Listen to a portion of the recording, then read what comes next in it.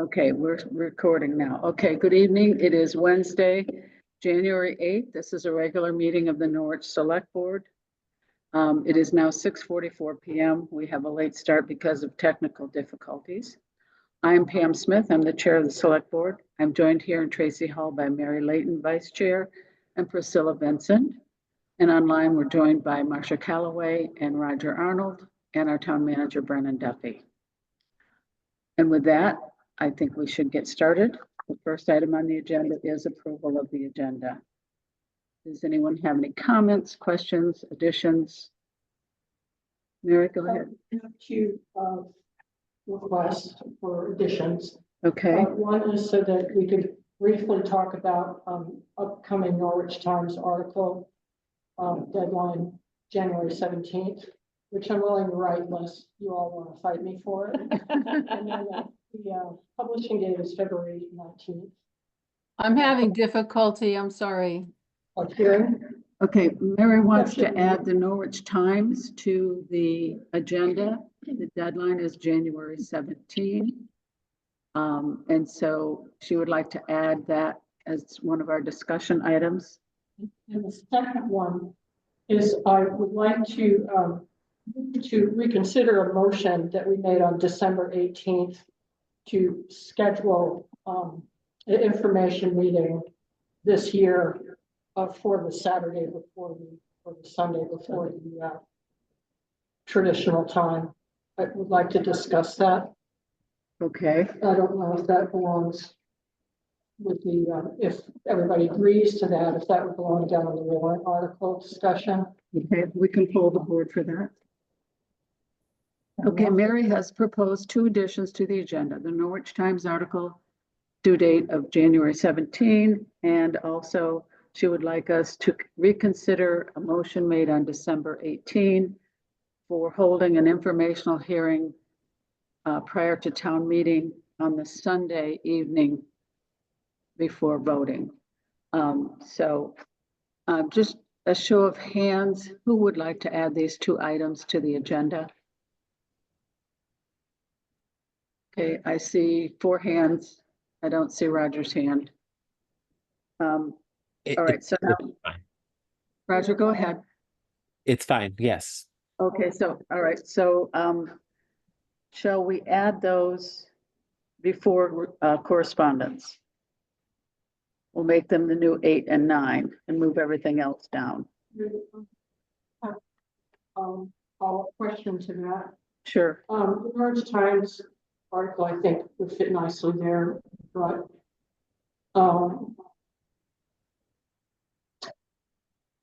we're going to, I just need a clarification.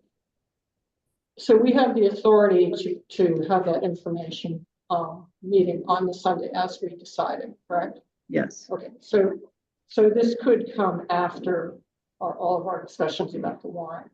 Yes. Okay, all right. Because we're not going to finalize the warrant until the next meeting. Okay, thanks. All right. Okay, good. All right. So Mary has proposed these 2 amendments to the agenda.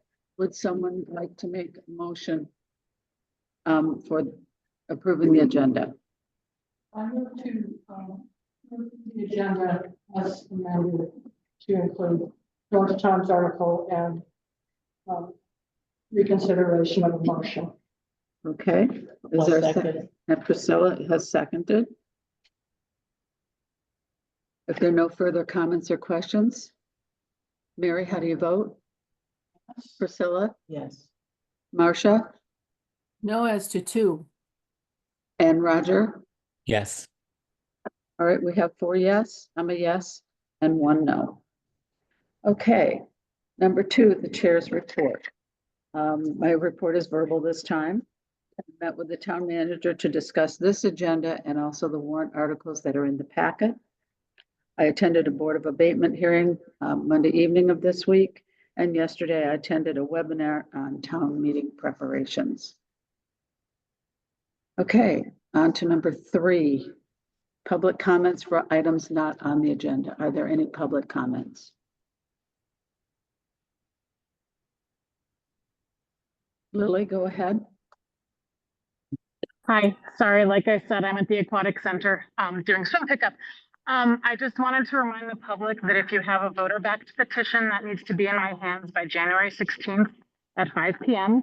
And then if you plan to run for one of the 9 open positions in March, I will need that petition in my hands by Monday, January 27th at 5 p.m. I'm happy to answer any questions, and all the forms are on the website for download. Thank you. Okay, Question for Lily. sure, go ahead, Marcia. You said petitions in general due January 16 at 5 p.m. Petitions for running for a position due January 27 at 5 p.m. Yep. Thank you.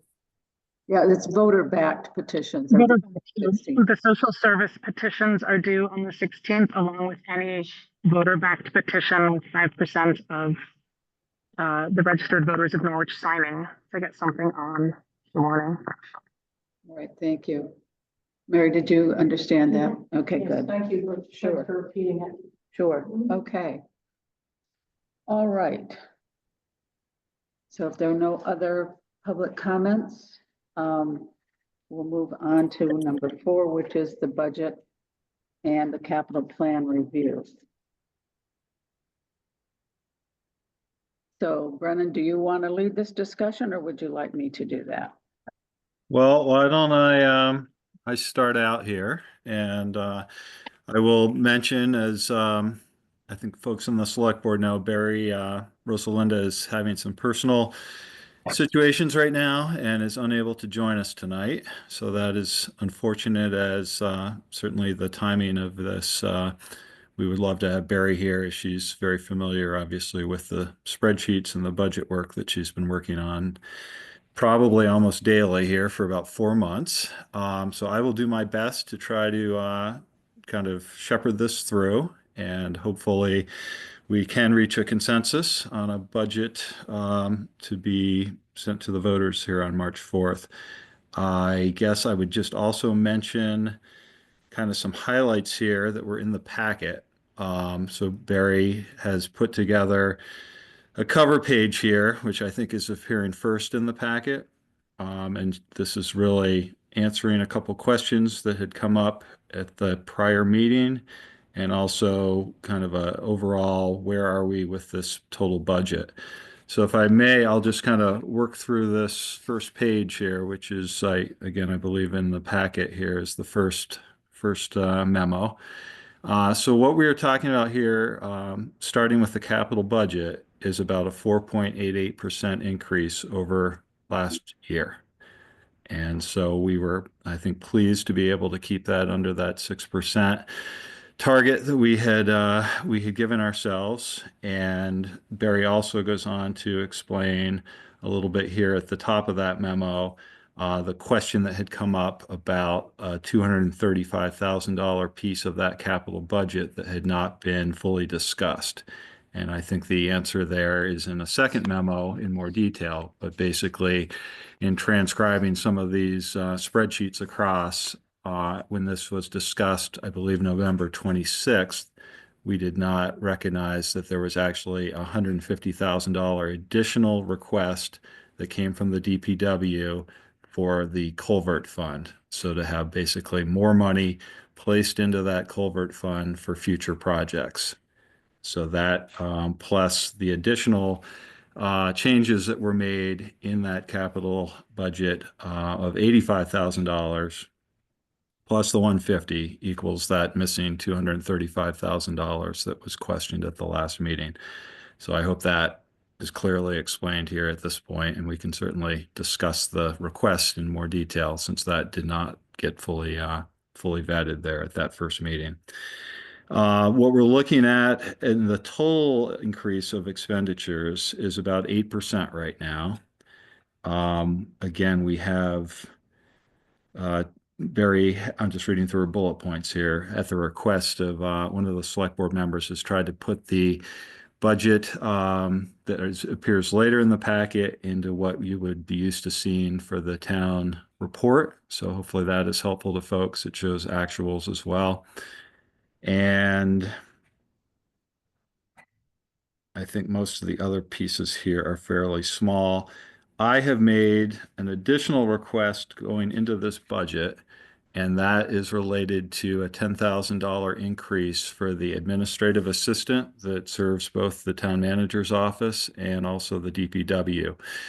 And I've done this because we've had, at this point, two folks that have come in, taken that position, and then left really within 6 months. And in exit interviews, we heard from both of them that they had taken jobs that had a little more lucrative compensation. So I don't know that $10,000 is a lot, but I think it might be helpful in our ability to attract the right person to what is often a fairly technical and difficult job, and also to retain those people so that we have some stability there in that position. So that is the reason for that additional request.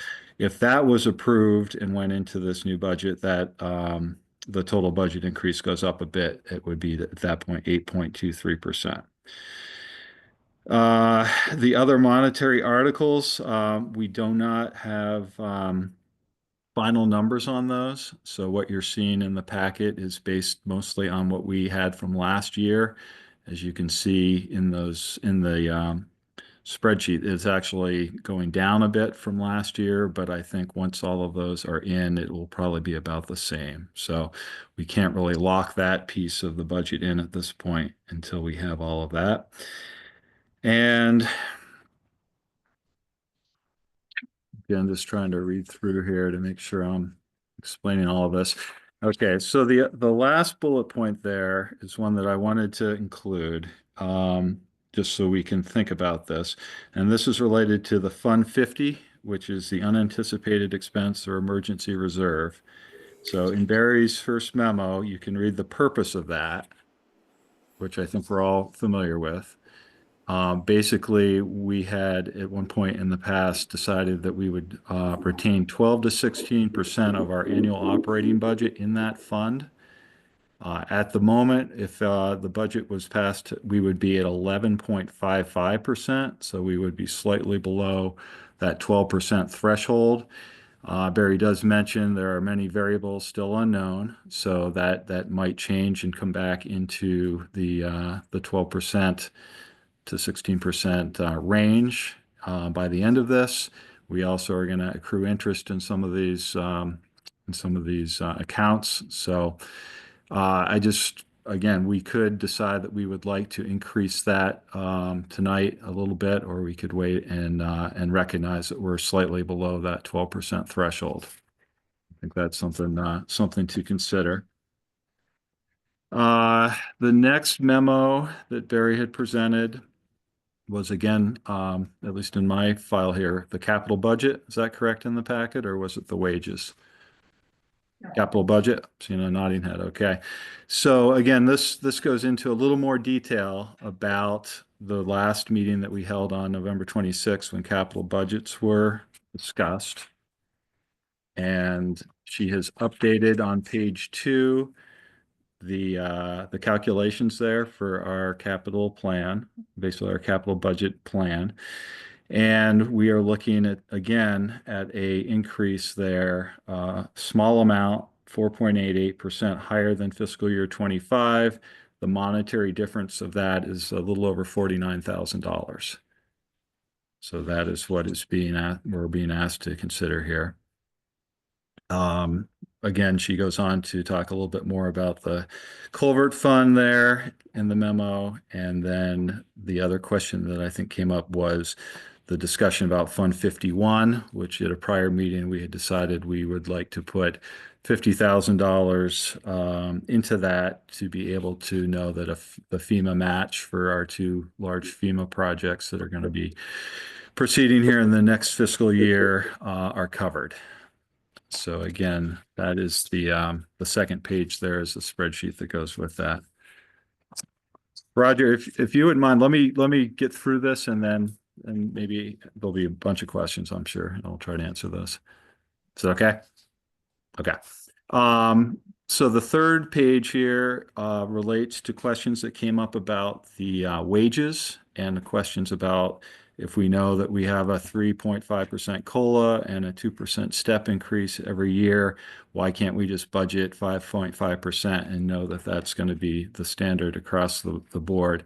And I think Barry, again, I won't read through this entire memo, but I think did a nice job of explaining some of the circumstances that went into why there are different changes in the different wage scales there. The big one was the collective bargaining agreement that we approved last February after the budget had been set, and that obviously skewed a lot of those salaries that had been considered. And the other piece of this at the bottom, she tried to explain with examples here of why we are trying to look at this in a more sophisticated way, where we actually are calculating anniversary dates with the step increase into the wage threshold. So basically, it is not, everybody is not equal being paid the same amount throughout the year, and that's based on when a 2% step increase would hit their wages. So I think, again, Barry did a nice job there of trying to explain how that works. She and Ashley in the finance office have done a very nice job of a very sophisticated spreadsheet related to wages that we'll be able to use in coming years. We'll have a very good understanding of where we are here at the beginning of this next fiscal year and can carry that forward with a lot of that work being done. So that was much appreciated, and hopefully that answers the questions related to that.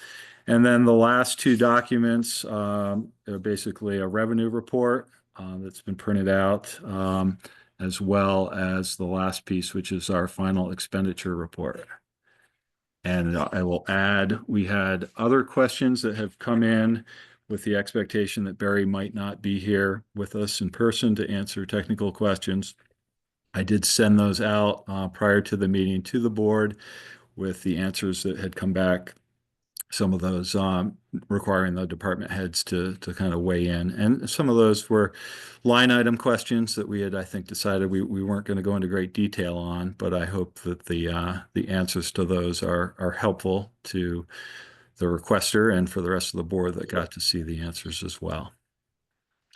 So with that said, I am not going to attempt to try to do math on the fly here tonight. If we do have questions about math, we will have to potentially come back with an answer. Barry has requested that if we are going to approve this budget tonight and make changes to the budget, that we make individual motions as to what will be changed. So she has a very clear record, and we can, again, if we're going to change anything here, we want to be able to do that accurately going forward, so we have the final budget correct and accurate. So with that, I guess that's all I had to say at the moment. Thank you, Brennan. I hope everyone. No, we've got echo. Hold on Sorry, a we second. have an echo now on the audio. Yeah, we're working on it.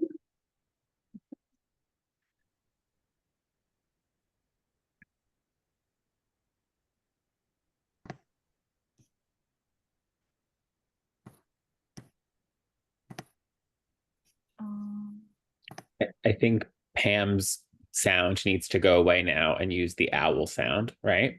I am too. I am on. Still an echo. I think it says I think it says Pam Smith is talking, it appears on our end. So I think if the audio on your computer stops, I think the owl will resume the control of the room. Okay, yeah, I was now muted, so I think that fixes the problem. Can you hear me now?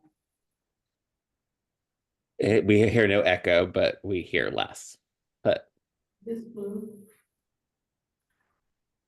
I'm not hearing anything but garbled. we're hearing less effectively now with the owl, but we're hearing no echo. So perhaps the owl can move closer to the speakers. Not turned on. Yeah. The owls are not turned on. Okay, hold on, please. Or I don't know if there's another device being used for audio, or if it's just a microphone from the owl. Oh, it's on now, I think. Okay. You got the blue, I blue think ring. we've got it fixed. Can you hear me now? Yeah, much better. Thank you. All right, yeah. We've been working through some technical difficulties, and I apologize. We finally got the cameras and the sound working. Thank you very much. Sorry. Okay, Roger, you had your hand up. Go ahead. Yeah, I mean, I'm eager to go first because I just simply have one comment, and then I think I would be ready to take action. So, I think I just want to be clear that my expectation was a 6% total expenditure increase. This document makes very clear and very plain that that did not happen. Like, right, it's a total of 8%. That being said, it became very clear in this thorough budgeting process that there were departments in their operating budgets that often had no increases or less increases, right? And so there were very little increases in their operating budget. And we extensively heard that the capital budgeting was reasonable at that 4-point percentage and change. So while we were not delivered something that was per my mandate, the exercise and process itself proved that the 8% is justifiable, or the 8% budget has been justified. I'll say that. Okay. So so that is how I feel on this budget. And so thanks to everyone who put it together. Thanks, Roger. Thank you. Are there any other comments or questions? Priscilla? I also would like to, I've been out of town for 2 weeks, okay? My head is still not totally back here, but it appears to me that our finance department, and I'm sure that includes you, Brendan, too, have been very diligently working very hard over the holidays, which is a horrible thing to have to do, because we'd all like to have a nice end of the year, and then I don't think that's happened for anybody. Brendan, you had alluded to answers to questions on the budget. I see, again, we're in a time crunch. I see a memo that came out to the board and to you this morning from Pam, questions. If there was some response to that, I wasn't on my computer this afternoon. Is that what you were alluding to? Yeah, I Yes. received a list of questions from Pam at about 11:30 this morning. Right. I That I saw, responded. but Yeah. okay, I I haven't seen your response. Sorry. Okay. Yeah, I sent that back probably around 4:30 after we had been able to compile answers. Yeah, I know. Okay, it takes time. Right, and I think my intent was that we would go through these questions here in this meeting rather than have them answered in an email that none of the town residents have an opportunity to see. So That would be helpful. that's my intent.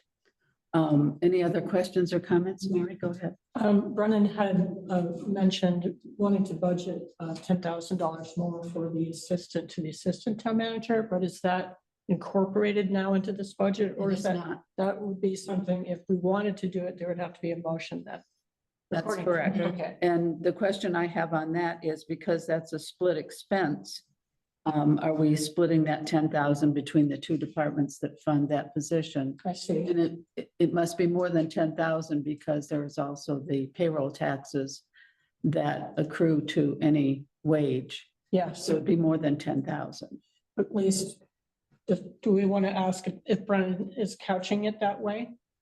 The wage is separated from the payroll taxes in the budget. So yes, the $10,000 would be what we would be able to offer up to for a candidate.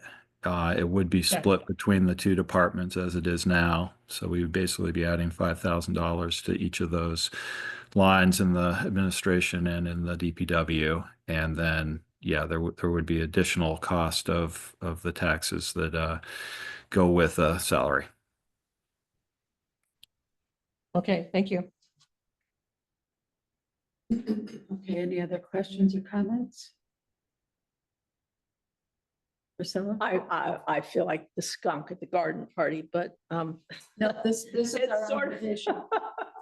the question that comes to my mind is, I know it's been very helpful to have an assistant in the town manager's office, but is that something we could do without? Given our concern for taxpayers? I can't answer that. I can't answer that either. I'm just. I can answer that if you'd like. Pam should be able to answer that a little bit better than she did before becoming the chair, because she's now seen how much work and effort goes into managing packets and all of the pieces of that work that we had asked the administrative assistant to take on, as Miranda took on more of the other duties related to HR that we all felt was pretty critical for our town as far as keeping the stability we need. So my answer is, I think it is a pretty important position. It's one we had not had historically, but we have seen in the brief periods where we've had a trained and capable administrative assistant, the time that alleviates from other resources, and Miranda, as the assistant town manager, being the one that this now falls back on. The other piece of this is the DPW. They have several, over $2 million worth of FEMA grants that we're going to be employing here in the next year. We've got multiple projects going on for infrastructure, road improvement, culverts, a lot of things on Chris's plate as our director. He needs assistance. He needs somebody that he can, get trained, and then that can be a assistant to him in his job. And so when we combine those two, we realized a part-time 20-hour-a-week job, which wouldn't carry benefits, was not going to attract the candidates that we would need that have the level of sophistication to kind of accomplish the job. So that would be the answer from the town manager as far as the necessity. All right, thank you. Marcia, did I see your hand up? I was just gonna say that my recollection was that we used to have a person in the DPW, and that what we did was decide that it would be more efficient to have it half-time in both places. And this really goes largely to what is required for keeping up with the grants and things. Okay, Mary? Just an additional thought about this, that one of the goals we've had for our town manager is to kind of manage the human resources part a little better. And I think we had been thinking more about getting in a consultant or something of that, ilk.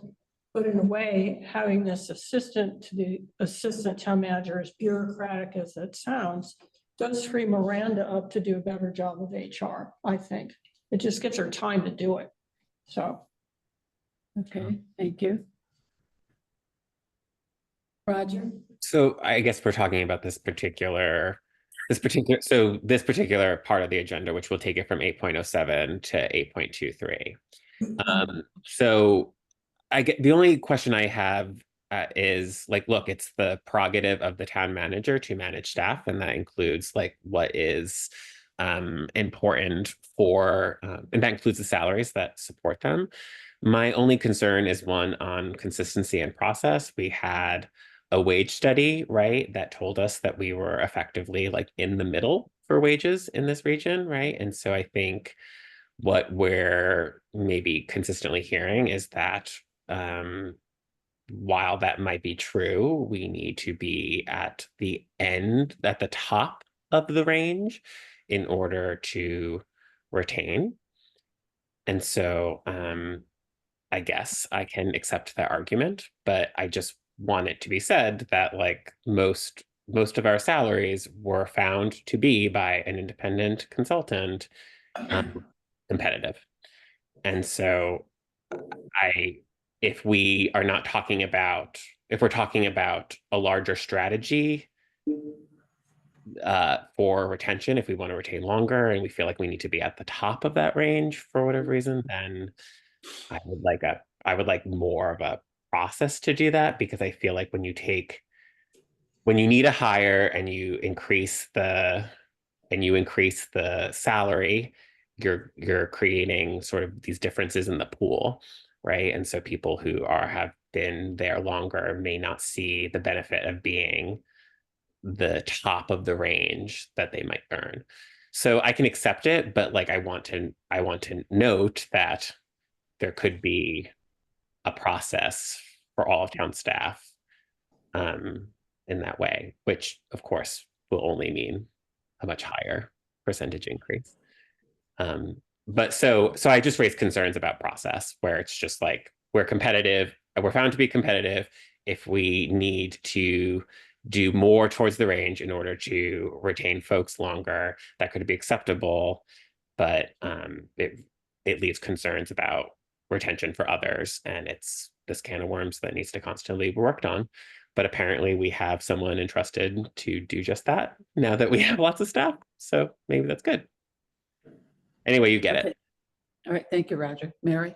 I just wanted to respond a little bit to what Roger's saying. I think I heard Brennan say that part of the issue is having enough time spent.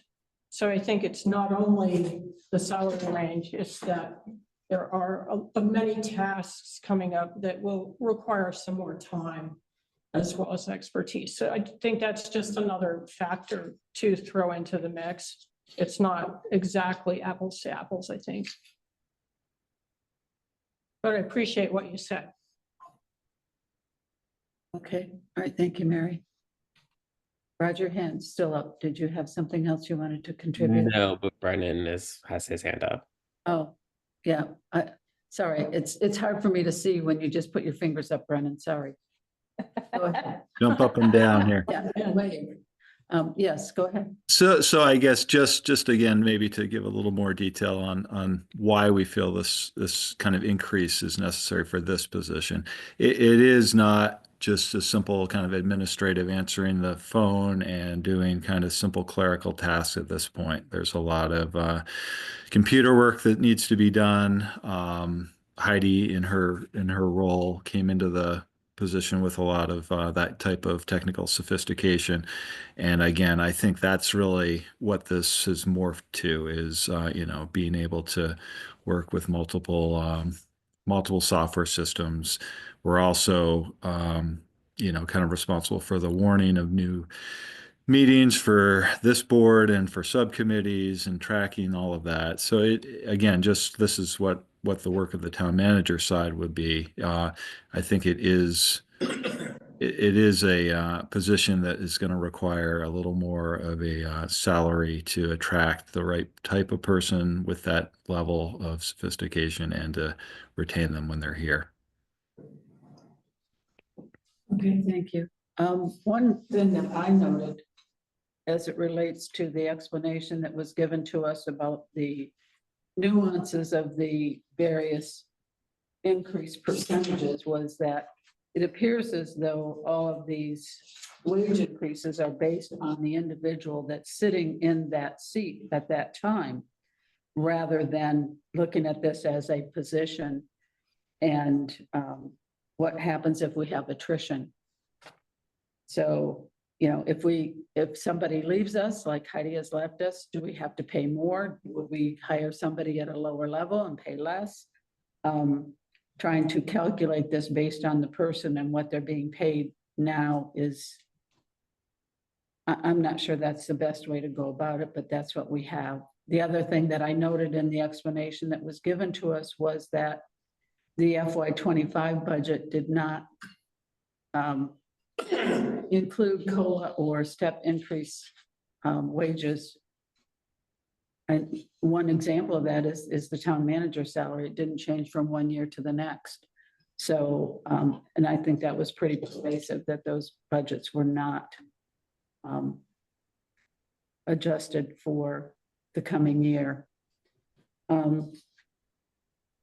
So I want to get into some of the details of the budget. And one thing that occurs to me with Barry not here and not doing live updates to the spreadsheet as we move forward is how are we going to know what our bottom line is for the municipal side of the budget when we're done, if we make any changes, if we adopt the 10,000 increase, what are those taxes? what is our bottom line? Are we just going to pass a budget with no final number? Because we'll be waiting to hear what those numbers are when the changes are made. Are we going to do that? So I want to get into some of the questions that I posed to the town manager when he requested a list of our questions. And I would like to discuss these with the board because I think that the residents need to understand that this board does not rubber stamp the budget that is given to us. We have questions and we discuss those questions in a public meeting. My first question was on the legal expense. If you look at, Pam, I don't know if you want to, before you get in, Marcia had a comment. I will get to her. It's my turn to speak. It might be about the minutes, though. Okay. Is it about the minutes, Marcia? Your job is to run the meeting, not, sort of have, some dedicated time. I gave everyone a chance to speak, and when no one else had any comments, I started my comment, and that's where we are and at this point in the meeting. Thank you. Can I help you by saying it might be helpful for everybody, rather than you reading the memo, to put it up on the screen share?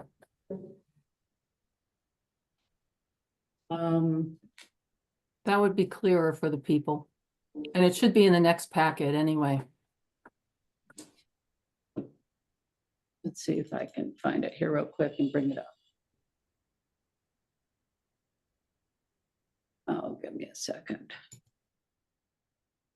I don't know that I have it as, I think if we just have one question at a time, it's fairly clear. yeah, and I was We're going, discussing. yeah, I was just going to tell people what page I'm referring to, page 12 in the packet. The legal line item, the projection is to go down from 100,000 in FY25 to 90,000. And I'm just wondering why we would anticipate spending that much money on legal when we have resolved the open meeting lawsuit. We've signed the 5-year collective bargaining agreement with the union, and we've signed a 3-year contract with the town manager. So all of those expenses have been, they went into the 85,619 in 2024. Why are we still at 90,000? We've only spent $9,000 in the first 5 months of this fiscal year. I think we should be looking at bringing this number down to something like $40,000 or $50,000. And I disagree that we should just anticipate that we'll have lots of legal expenses. How does the board feel about limiting our ceiling on legal? I like that. Why are we still budgeting $90,000? So Priscilla, would you be in favor? I am. Seeing that? I am. Mary, how about you? What do you think? On the face of it, yes. Okay, Marcia, your hand is up. Go ahead. Yeah. We're in 2025, and if all you have to do is remember how many people have told us that we have done things incorrectly and we're going to be sued. And there's a myriad of issues that we need to get legal advice for. I think not only should we budget for that this year, but a legal line of expense has to be included for this town every single year. Yes, but my question is, does it need to be $90,000? Can we get by with less? And are we overusing the budget by just putting every question to our town council that comes up in every meeting? Well, I think the answer to that is the reality of legal fees in 2025. Yes, we do. We have 100,000 in 2025. I'm asking, should we be looking at reducing that 2026? Well, my answer is no. All right, Roger, your thoughts? I think the amount is justifiable. All right, thank you. All right, Mary? I'm trying to think this through. So I know that Roger and I were helping to negotiate the union contract, and that took many, many meetings, lots of time. The OML lawsuit took lots of time. So, and there seem to be unknowns. If someone is going to sue us, maybe we need 500,000, I don't know. I mean, it's just so unknown. So I think we could trim it back, but I'm not sure how much that I would accept. So, Okay. What? Yeah. so I think this is actually, and I say this respectfully, demonstrating some ignorance on or some unknown knowledge, let's say, on the part of each of us. I mean, when you have a union contract, you need legal expenses to maintain that union contract. When someone files a grievance, right, for example, which happens when you have a union contract, which is the process for resolving something, you will need to consult the attorneys for it. And I can tell you, from no matter who is in charge, there's often grievances. They often require consulting. And so I think that is just part of a town having a union shop as part of a town, right? I think anytime we get a lot of intellectualized and overfraught questions from the public that often require a legal analysis or a legal opinion.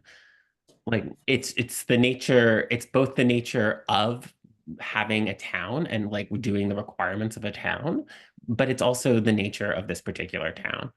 So we've, in the 6 years that I've been on the board, I can tell you at least half of them justified that budget.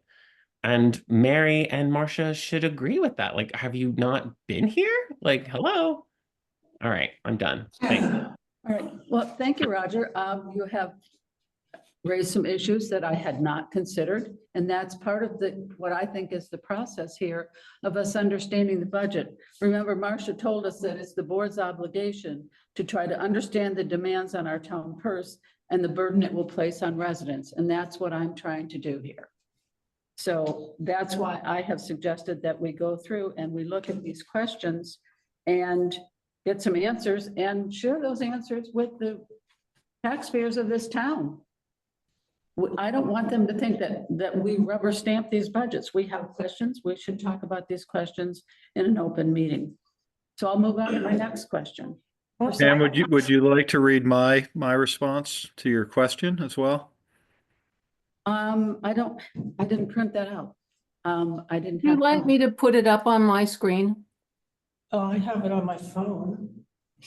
I mean, I think that would probably be more I think your transparent to answer have was the just answer. that there are unknowns, and so we should leave the budget as it is, if I recall correctly. Mary, go ahead. I think that the town manager's response was, with unknown future litigation, I believe budgeting for 90,000 is appropriate. So that's just his input. Right. But that's what he said in response. It's basically the same thing Roger said. Yes. Unknown. Well, And not everyone would know that because they're not seeing this memo. Just saying.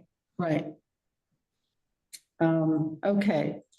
My next question was about the planning department wage, and the response was something about the planning admin assistant putting in more time. And I would like to know if we know how many hours she was putting in and how many more hours are being budgeted here. Pam, I suggest maybe you could open your email from the 4:30 that you responded to. You have that, and then that might help you describe my explanation better. Okay, here we go. For Right. the hiring of a full-time planning director, it is anticipated that future projects and initiatives will increase the FY26, and additional hours for the admin assistant could be required. The question is, how many hours is she putting in now, and how many hours are we anticipating for the additional work hours? So are we really going to question how many hours an employee is working on a weekly basis at this meeting? We've done it with other departments. Okay. I have a discussion point. How's that? Okay, go ahead, Roger. So it sounds like, right, town staff have determined that there's surely enough work for a full-time assistant. But because they are budget conscious, because they knew things were tight, and because it would be, and because the planning director was not here to participate in the budgeting process, they're simply saying we should have more funds available for possible additional hours for the weeks that are particularly prolific in that office, right? So the assistant gets paid on an hourly basis right now, I think at 20 or less, certainly less than 25 hours a week, right? And so there may be instances where they could work 30 hours a week for particular like productive moments, right? So it seems like that is justifiable and prudent. So thank you for the request, right? And so I'm happy to do this. Perhaps this is the work that some of us would want to see out of budgeting, but only if you recognize that there is kind of some showmanship and grandstanding that you're performing. Okay, so we can. So I'm happy to repartee. I think that's what you think people want to see as like good governance. I'm here for it, but I also don't appreciate sort of the general tenor and the. That's rich coming from you. Thank you. I mean, I'm just being honest, Pam. Like you can ask the questions you want, and I respect them, but I think you're grandstanding, but I will participate in good faith. Priscilla? I find that offensive without any disrespect to our town departments who put together their budgets. I think it's a system of checks and balances, and we respect their expertise. But we're the ones who have to be the checks and balances, because of course they want to do everything they want to do, and they want to do it to the best of their ability. But we have to be mindful of what the taxpayer can afford, and we can't always have everything we want. And that's a thing that I think our town has not really started to grapple with. Things that are nice to have, that we like to have, and what do we actually really need? And there's squeals all over the state and in the town about our tax burden. And I think it is our duty as a select board to question things and see if some things could be pared back a bit. So I absolutely appreciate what Pam is doing. Thank you. So Marcia? then, Roger? I think you've said enough. Marcia, go ahead. I think I say it all the time, the role of the select board and the role of the town manager is different. And the town manager is charged by statute with, coming up with these budgets for us and talking and working with the departments. I do not think, as I said in my memo that you cited, Pam, that this is about or proper for the select board to go minutely through these things that the people who do the work have already done. I think if we want to do anything, we can say, it's just, we don't feel that we can afford this. And so we're going to cut out, I'm just saying, the police department or whatever it is, because we fund things. And so we can fund something that we think is necessary or that we have no option but to do because statute requires us to provide it. But what I don't think we can do is ask minutia questions about what has already been decided by departments who are working with this day in and day out. I think that's like having the plumber come to your house and tell him that he's not doing his job correctly. All right, thank you. Well, let's go to an email that we received that no one has seen but the select board from Chris Kaufman dated January 6th, about 8 weeks into the budgeting process, asking for an additional $150,000 for the culvert fund over the $50,000 that was in the projection that we received last year.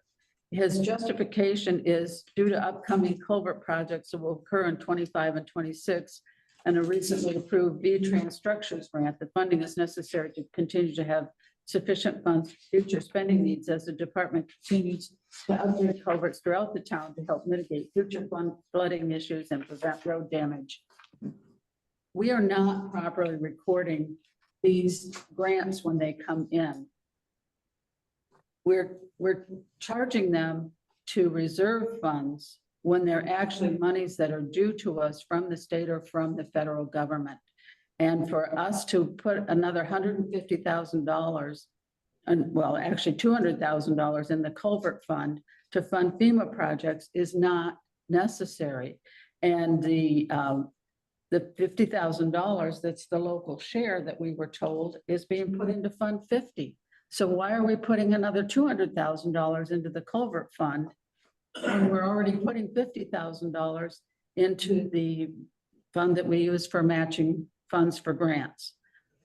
None of this makes any sense to me, and I cannot support putting $200,000 in the culvert fund based on something like this. Some of the other ones I'm fine with.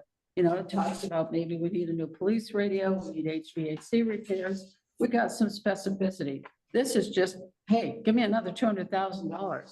That's what, you know, we might have some flooding and need to replace some culverts. Priscilla?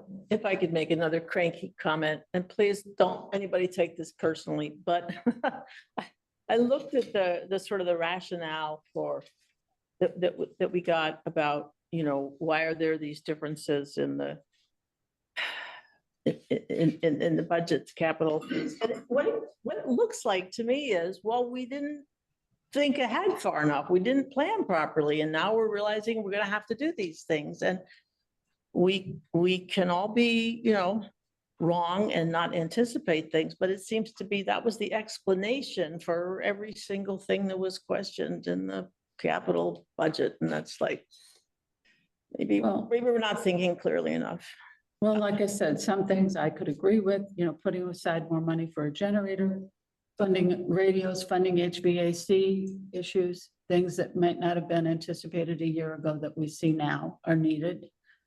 But $150,000 more over the original request, just because things might happen with no specificity. There's no, well, we need a culvert on this road or that road.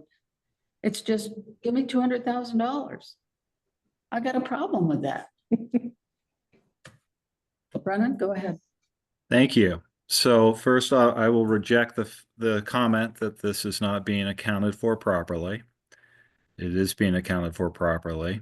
I had another email from you, which we reviewed. All of that money will come back as grant reimbursement and then be moved back to a reserve fund, as has been done with fire equipment, police equipment. That's how the process works. So that is a timing lag. So first of all, I don't appreciate that. I don't think our finance director appreciates it either, being told how to manage her accounting. On the topic of the culverts specifically, this is very much the same as what we are looking at later in the agenda in warrant items, right? Where we have projects, we know we will have expenses for these projects. We don't have specifically the detail of how much to the dollar these are going to cost. And that is what has prompted Chris Kaufman to want to add $150,000 into this capital fund so that he has a manageable amount of money. When these culverts are needing replacement, we will have funds to do that.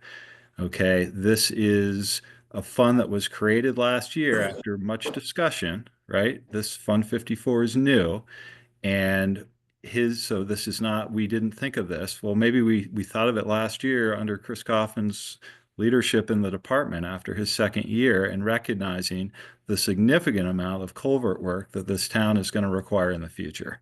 So culverts are not sexy items on the agenda, right? You don't think of them until the road you live on washes out because an obsolete culvert is gone.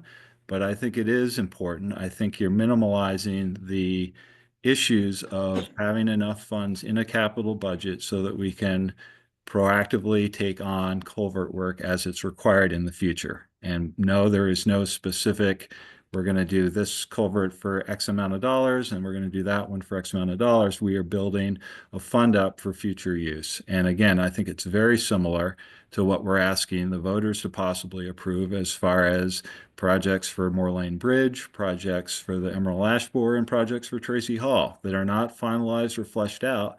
But I think we can all recognize they're going to have expenses that need to be in place to proceed. So that is my comment on the culverts. If you can convince other members of the board that that's an inappropriate number, then we can take those out. It's not going to, hurt Chris Kaufman's feelings. He's trying to do his job to the best of his ability and plan for the future of the town. And Roger? And we have a culvert inventory. I think you, like, your comment suggested that, there's a wanting of $200,000 without sort of an effective research, but we have a culvert inventory. And so we are working through the necessary upscaling that needs to take place, for floods that we have seen very recently happen. So again, I think it's a defensible and justifiable ask, but so I'm not necessarily convinced that, I think, like, I'm presenting information, sort of like counter arguments in this comment and my last comment. And I think people seem to take issue with my approach or my tone, but like, ultimately, no one has engaged with the content of what I'm saying. So I would also encourage people to do that. Like, you can discuss these things, but then actually have a comment on them. If you want to have a part-time employee in the planning office not take on additional hours of work when necessary during high moments, then say as such and then make a motion. Same with culverts. Like, if you feel like the culvert inventory is not a justifiable research method for the $200,000, then say so and like move on. But I think the comments shouldn't be what I would characterize as flippant. They should be, have information, right? That's all. That's all I'm saying. Like, I'm also upset that things cost $200,000, but like, we're in a town and we have to provide resources. And My question is that, or I guess my issue is that these requests lack specificity. And if you're going to ask for more money, you should have a plan, and I don't see a plan. That's my issue. And I also see that we have culverts and bridges in the budget several times. We have the road and pedestrian safety expense in the budget twice. They just seem like they're duplications. So those are my questions. Why are these things in here 2 or 3 times? Why are we asking for money without having a plan? If we're working through a culvert inventory, what's next on the list? Simple question. What's next on the list? Where do we see the problems? okay, that wasn't your question until now, and I agree that that is a much more worthy question. Well, I think that's what I tried to convey in my email that I sent this morning. Okay. So it's all a very frustrating process to see our budgets go up this much and then to be told that I shouldn't be asking questions because maybe we just don't want to be transparent or accountable to our taxpayers. I don't know. Oh, man. All right, let's move on. I have a comment. Sure, go ahead. I think that Brennan has answered the questions that you asked. I think that I agree with what Roger's saying. We are absolutely trying to be as budget wise as we can, but it's not up to us to make certain decisions. And I think, remember keenly that you and Priscilla have mentioned several times, we can't do something unless we know it, we can't budget for it or whatever, unless we know exactly what it is. But you're happy to do that for Tracy Hall or whatever. And I think we don't know what's going to happen. We don't know when the next flood is going to happen. And we have to be prepared, because if you think people are going to be mad at us about a budget, try people being mad because they can't get to their homes, or we have 6 Hemlock Road situations. We've got a lot to think about, again, as I said in that memo that Pam cited. I did live here on July 1st of 2017, and I know that we spent several $1,000,000 that we had to go to the bank and borrow in order to get through that. So, you know, there are ways to deal with situations that are unforeseen. And that's why we Um, invented the emergency fund. Right, so why do we need all this other money and all these other funds without specificity of what they're going to be used for? Mary, go ahead. When we get a chance, I'd like to make a motion. Okay, that was going to be my next question is how would the board like to proceed? We have a number here on the spreadsheet, but if we're going to make any changes in this, we don't know what that final number is going to be. So you wanted to make a motion? Yeah. Go ahead. I'd like to add $5,000 to the DPW budget line and $5,000 to the town administration line to increase the wage of the assistant to the assistant town manager.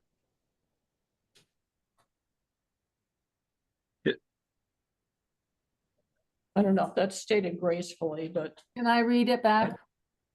sure. I move to add 5,000 to the DPW. What, line? And Line item or budget, I don't know how to state it. budget, and 5,000 to the town administration budget to Budget. increase the wage to the to the assistant to the Increase, manager. yes.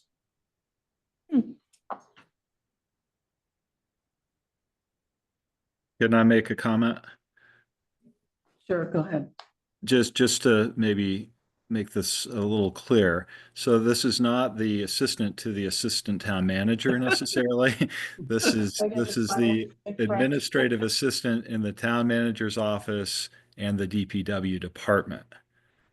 Okay, so it's administrative assistant. Yes, that's the Okay. role's title. I'll amend my motion for that. Okay. All right, is there a second for that motion? Second, Okay.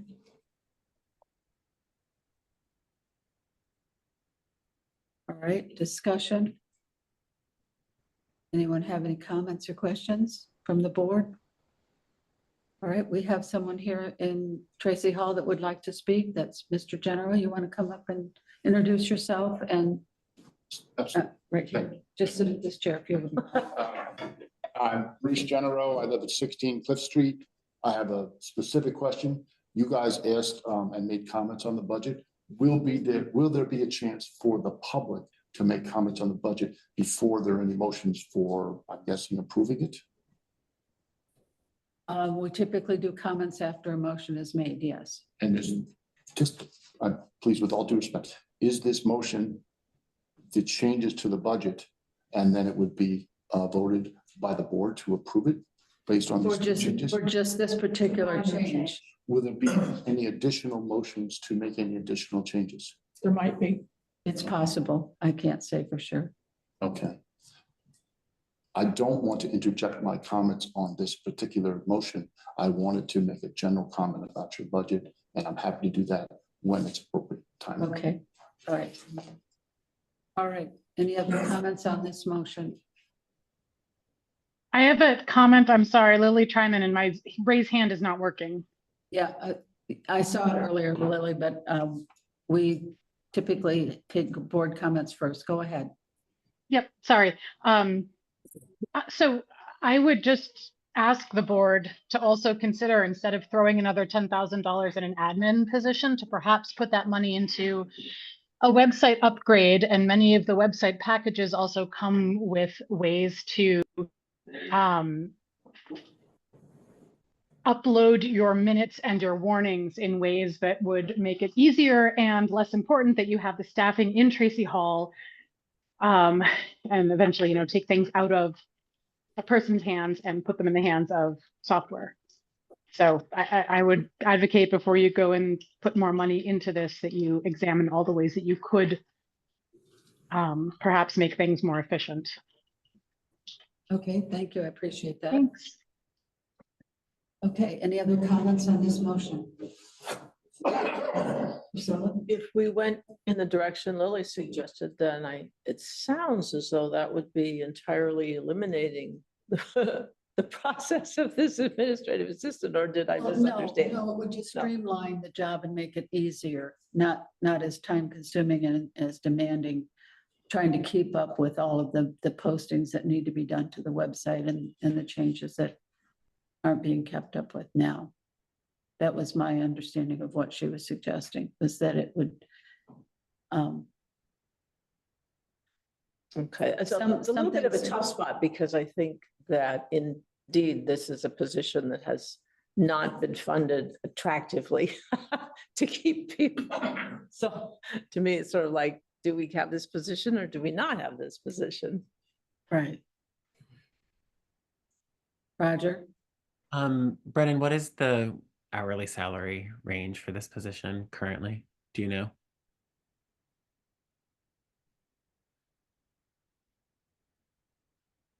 You're on mute, sorry. Sorry. I don't have that in front of me. My recollection is it's under $25 an hour. Right. So I will say that that is low. I mean, I think $27 to $32 an hour is probably more appropriate with the beast next door, let's say. So yeah. And I don't know what the $10,000 increase would go in that salary that I just suggested, the 27 to 32, but perhaps it will. And that would I mean, I think part of the, and this is my final comment. I think part of the study that we did is that it may or may not be, up to date to such fidelity as the current moment, right? So like, while we proved that we were like competitive, ranges do change. And I think $2, $4 could mean a great deal to someone looking for a job. And even though we look at total compensation, and I think our benefits package is more attractive than a lot of employers, the hourly wage may be we know that hourly wage is often more important for hourly wage workers. So I would say 27 to 32 might be a more appropriate range, and that this is also a justifiable request.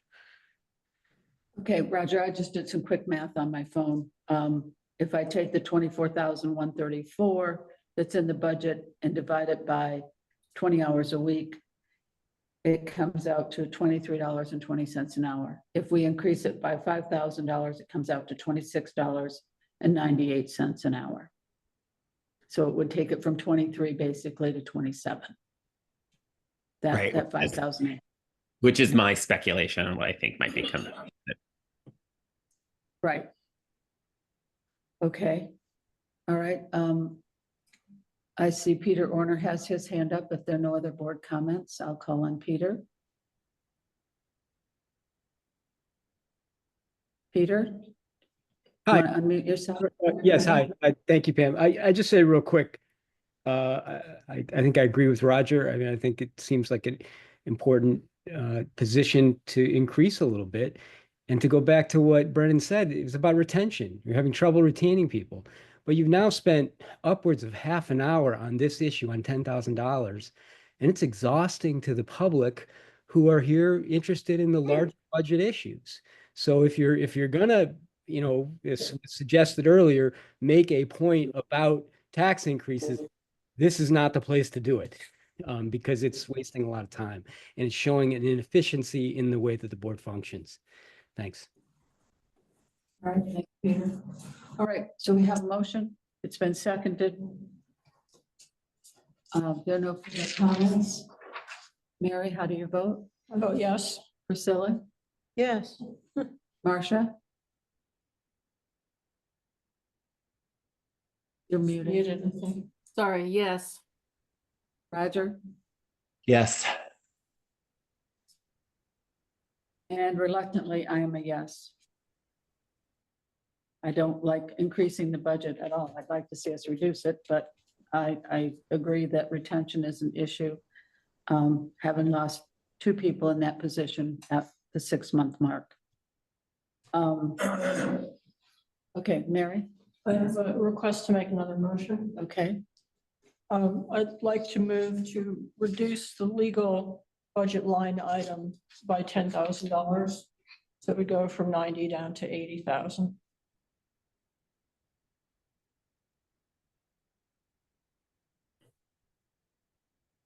okay. Is there a second for that? I'll second.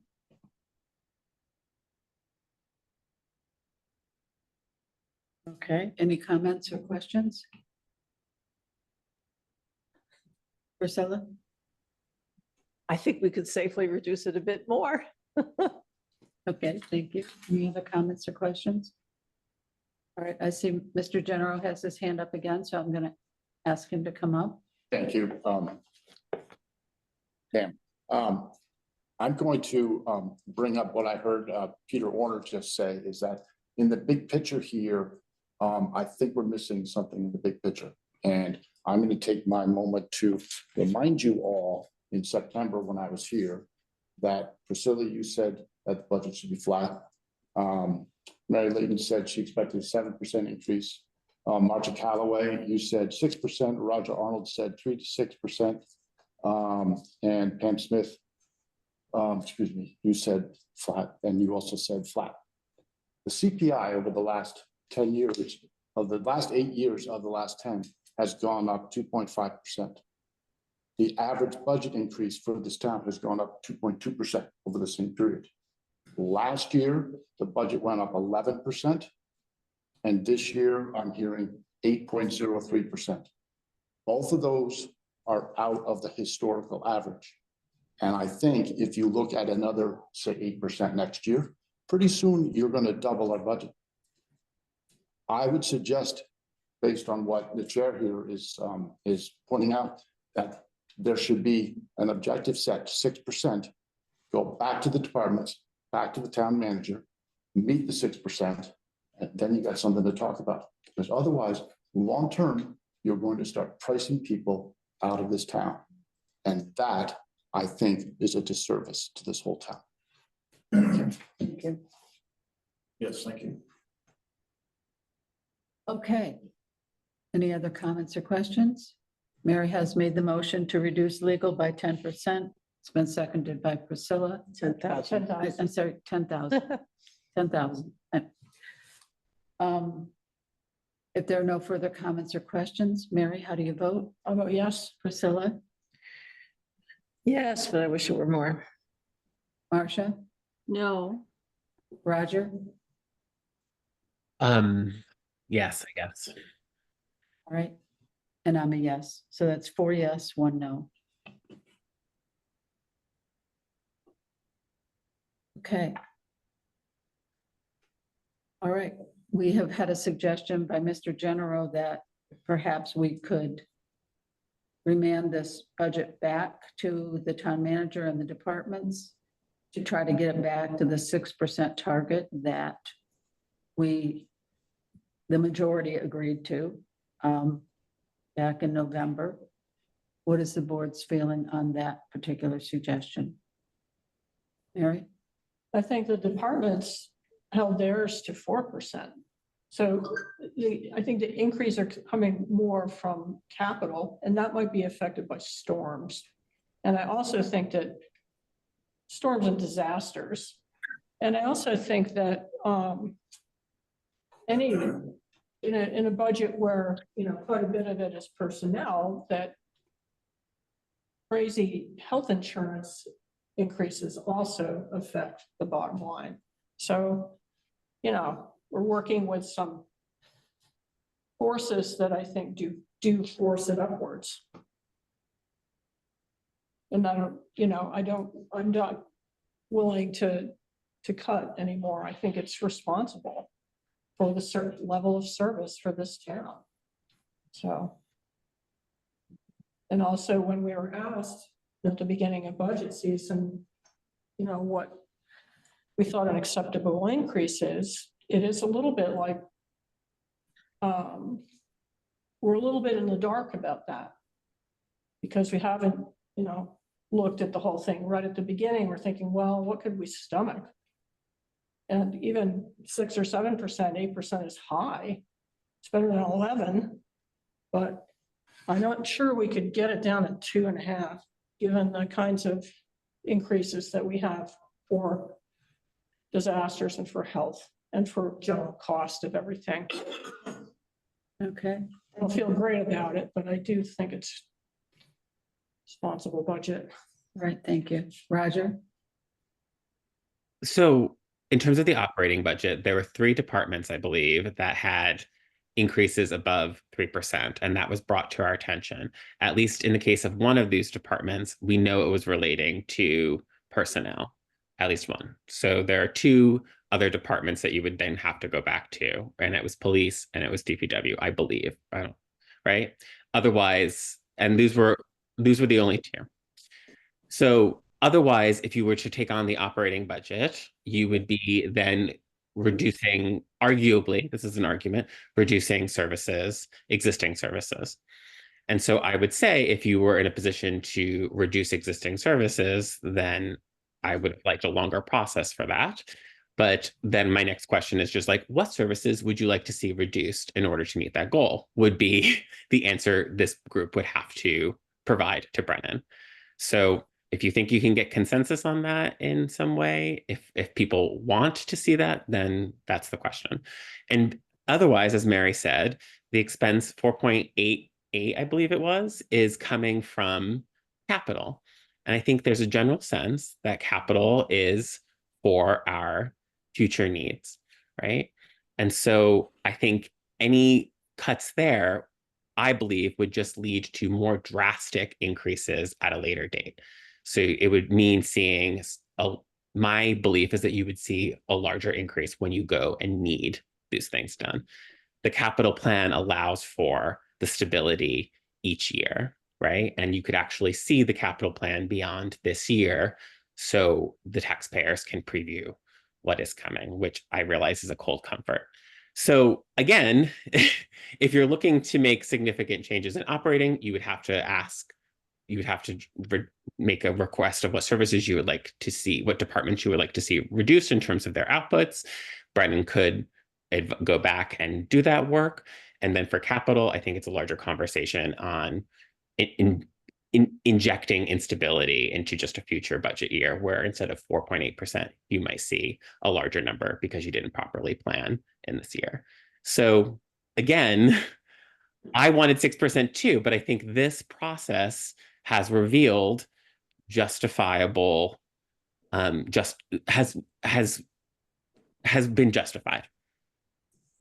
Well, Right? Roger, I would point you back to some items that I brought up in the DPW budget, like we're told that we have to contract for snow plowing services because we're short-staffed in DPW, but then when we look at the overtime line item, it went up 40.6%. Overtime for people that we don't have, and that I don't know who's going to work those overtime hours. Also, if you look down in the contracted services, we budgeted $51,375 in FY24 for bridges. We spent $11,560. We're budgeting $55,000 this year, $55,000 next year. Don't we have a reserve fund for bridges? Shouldn't that be taken out and we'll just use the reserve fund for bridges? Same thing with culverts, same thing with road and pedestrian safety.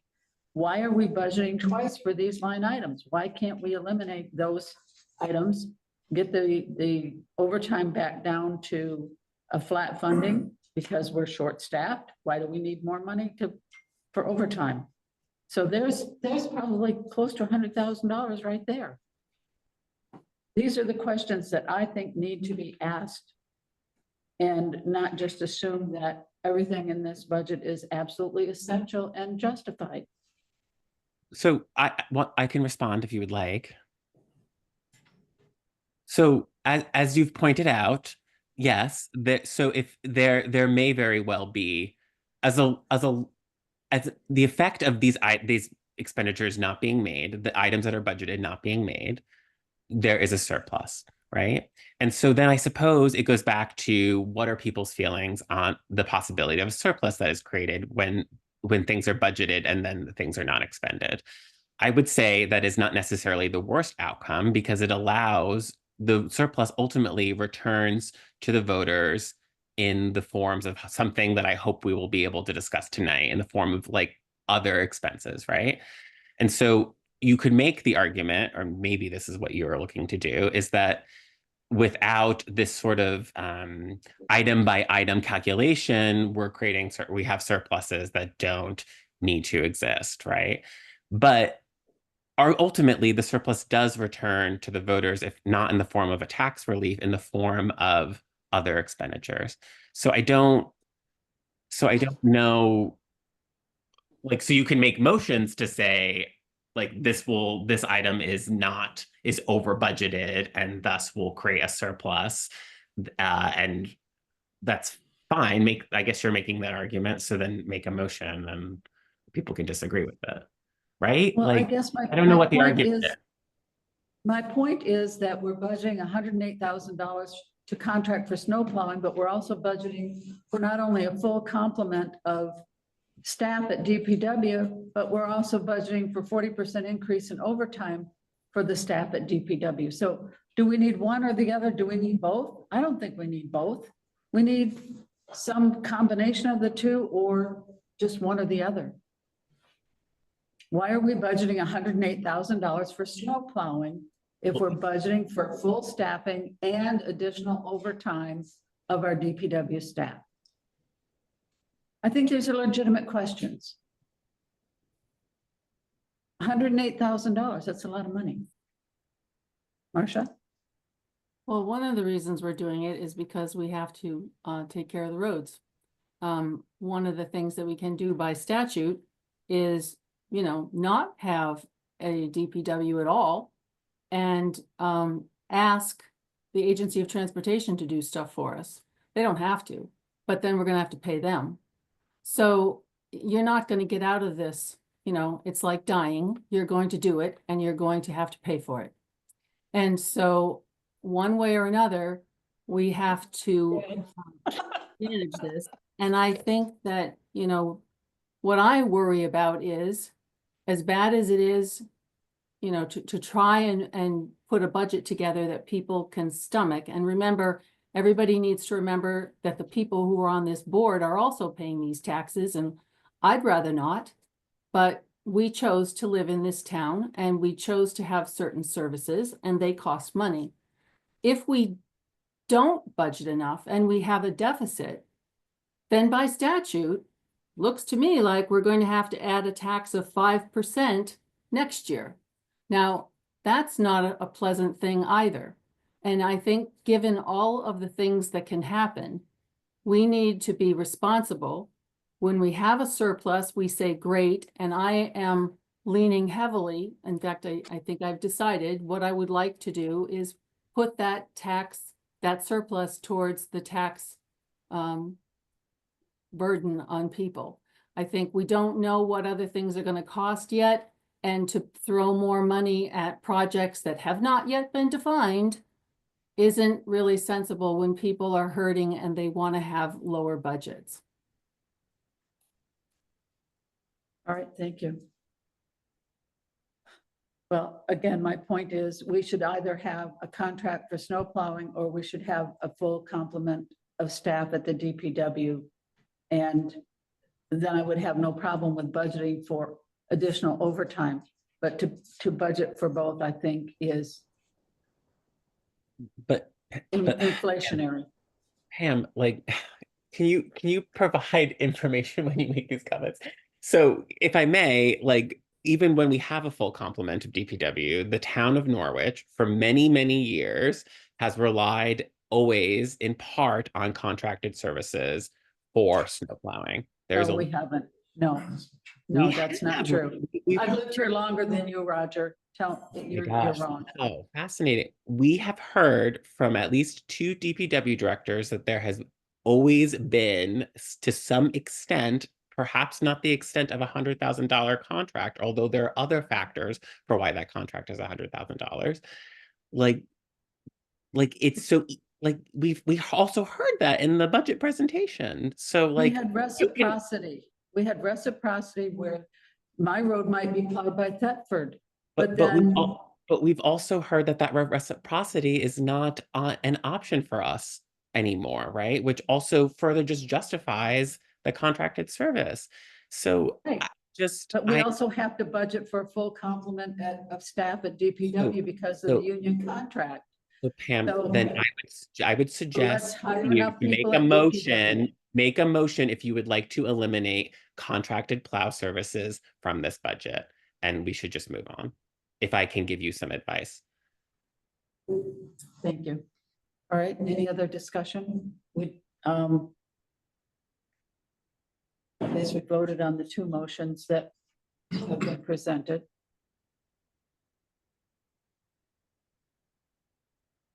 Priscilla? I don't know what it is about this process, but I constantly feel stupid in it, and I feel stuck, that it's really hard to get anywhere and make any changes and to fix any things. And I know that part of the problem is we're under a time pressure. I mean, we have to have a budget by what, the end of this month or something? It's like pretty soon. By our next meeting, the 22nd, Yeah, we should and- pass the and- budget. And that's hard. And, you know, people have been working, a lot of people have been working very hard trying to put things together. And doing their best, and yet we're not hearing different points of view on a lot of things, except, you know, we get here and people in town are beginning to, you know, sort of write in and say, hey, what about such and such? And it's like, yeah, hey, it takes time to digest this information and, you know, although I love hearing from townspeople, coming in at the last minute is not the most helpful way to give us feedback, but I feel very stymied. That's not a helpful thing. One comment though, I have talked to one of my buddies on the DPW, and it's not necessarily a bad idea to contract for snow plowing, because you need, people want their roads plowed all at once. So everybody wants my road plowed first. And so how many plows you gonna have? How many guys you gonna get out there all at once? And so, you know, that's not necessarily a terrible option, but as you keep saying, then we need to say, well, how many people do we need in the DPW for the rest of the time? Because certain times are very intense. I don't think I'm moving this discussion ahead. Sorry, just take your time. But we've heard a lot about being ready for emergencies, and yet, as I look at the very last page of the packet, page 177, it says emergency expense reserve, $776,957.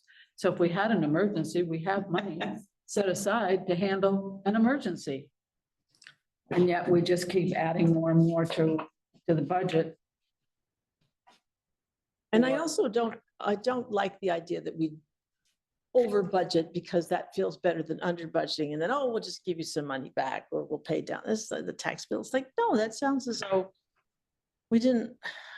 As I said in an earlier email, probably to just the board, that it feels like payday lending to me.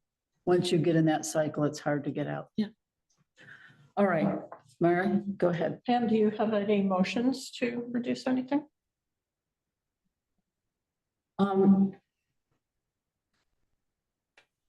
Sure. You want motions? I got motions. Okay. In the DPW. On page, where is it? 7, 10, maybe in the expenditure. On report. page 18 of the packet. Under contracted services, I would move to eliminate the funding of $55,000 for bridges, $10,000 for culverts, and $3,000 for roadway and pedestrian safety. Do As that these are- again, please. So, I am moving to eliminate from the DPW contracted services budget, $55,000 for bridges, $10,000 for culverts, and $3,000 for roadway and pedestrian safety, as these are already accounted for through reserve funds. Well, is that a fact? Is that factually true? Like you can't, like you should make a motion that doesn't also make a political statement, right? Like, No, that is a fact. If you look at my email, I tell you which funds they are. Bridges is Fund 41, culverts is Fund 54, and roadway pedestrian safety is Fund 55. We're being asked for money to go into those line items in this contracted services area and also for reserve funds on the next page. but how do you know the same services will come from each? Because bridges and culverts and pedestrian and roadway safety are just what they say they are. Oh dear. So it doesn't matter if you pay through a contracted service or you pay through an invoice to the town from the person who does the installation, it doesn't matter. It's a bridge, it's a culvert, or it's a roadway and pedestrian safety. And my motion is to eliminate those 3 line items. I That's second it. $63,000. I second it. Okay, so I've made the motion and Priscilla has seconded. Thank you. Are there any comments or questions? Marcia, go ahead. Yeah, Brennan explains that annual operational budgets plan for smaller projects and costs and unforeseen events. So what he's trying to tell you is that there's a difference in projects. And so I think your additional clause as already accounted for in reserve funds really isn't true. It's like wild here. Okay, thank you. All right, any other comments or questions? Seeing none. Mary, how do you vote? I vote no. Priscilla? Yes. I vote, and Marcia? No, Roger? No. And I'm a yes. So 3 no, 2 yes. Okay. Which is one of the reasons why I really wasn't Can I going to make make a the motion, motion? because I assumed that it would fail. No, Because but it's clear, you know, that all of us represent people in town and, you know, so, where do we go from here? I have a motion. Okay, go ahead. I move to accept the budget as presented and ensure that I'm trying to find what it is. I want to make sure that we have the 12% minimum budgeted for our emergency. If I can find that. Would that On include, page 3 of the packet, actually. Hold on. that would include the $10,000? We don't have any numbers for that, Marcia. We don't know how much. I know, that's why I'm just saying, and to ensure the Article 7 purpose that was approved is provided. I have no idea what you just said. Okay, if you look at page 3 and 4 of the packet, you'll see Yeah. Fund 50, the unanticipated expenses, and the purpose that was voted March of 2027, Article 7, says that we shall maintain the fund at 12 to 16%. At the moment, the percentage is only 11.55%. So what I'm moving is that we accept the budget as presented and ensure that the budget includes sufficient funding to meet the required 12% minimum, running out of paper here. Hold on. Required for Fund 50.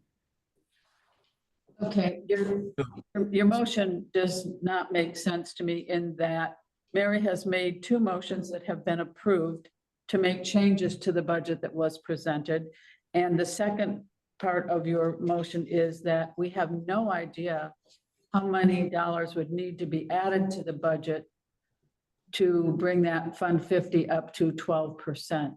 So we're not told exactly what the number is that we need to get to and where we are. So what is the amount that we would be adding? I cannot tell you that number. So I think your motion has several flaws in it. Mary? Then I'll limit it for you. I'll make it, I move to accept the budget as presented. But we've already made We've two already motions amended to it. change it. Then I will withdraw my first motion. And I will make the second motion, which is I move to accept the budget as presented. So But we've made two motions to change the budget that was presented. So you can't accept a budget that was presented that has been changed by these two motions. As So- presented and amended. I will second that motion.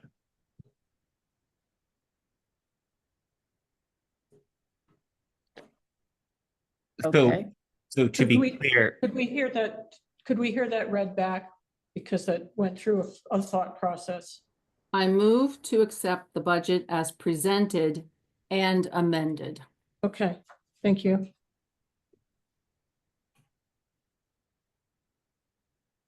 And that was your understanding too, right, Roger? That was yeah, when and you so, seconded it? Okay. yes, and yes. Okay. All right. Any further discussion? Roger, your hand is still up. Did you have a comment? Sorry, I apologize for that. So I guess so in terms of an approach, it seems to make sense to, at this point, accept the amended budget so far, establish a vote on that baseline, and if things need to be added, such as what Marcia was speaking to, we then do so, and then vote again to accept Right. that, right? As just as a process. That's my understanding. Yes. Okay, great. Thank you. All right. All right. Any other comments? Seeing none. Mary, how do you vote? I'll vote yes. Priscilla? No, but I'll be overridden. Marcia? Yes, Roger? Yes. And I'm a no. 3 yes, 2 no. Okay. All right. Now, Marcia, you wanted to increase Fund 50, but we have no idea how much that might be. So I don't know how you might craft that motion, but I'll let you take a stab at it. I move to amend the approved budget when the funding data is finalized and the Fund 50 amount is known so that the minimum required amount of funding being 12% is satisfied.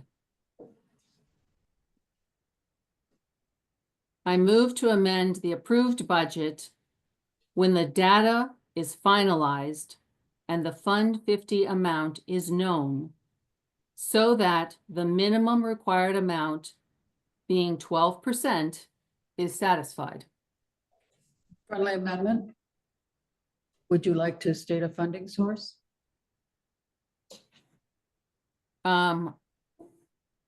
Where's this money coming from? We have to Right. allocate it, right? So you're talking about increasing the budget, not taking it from the surplus, but increasing the budget to cover this amount. I believe that is how we've done it in the past. I defer to my more experienced colleagues.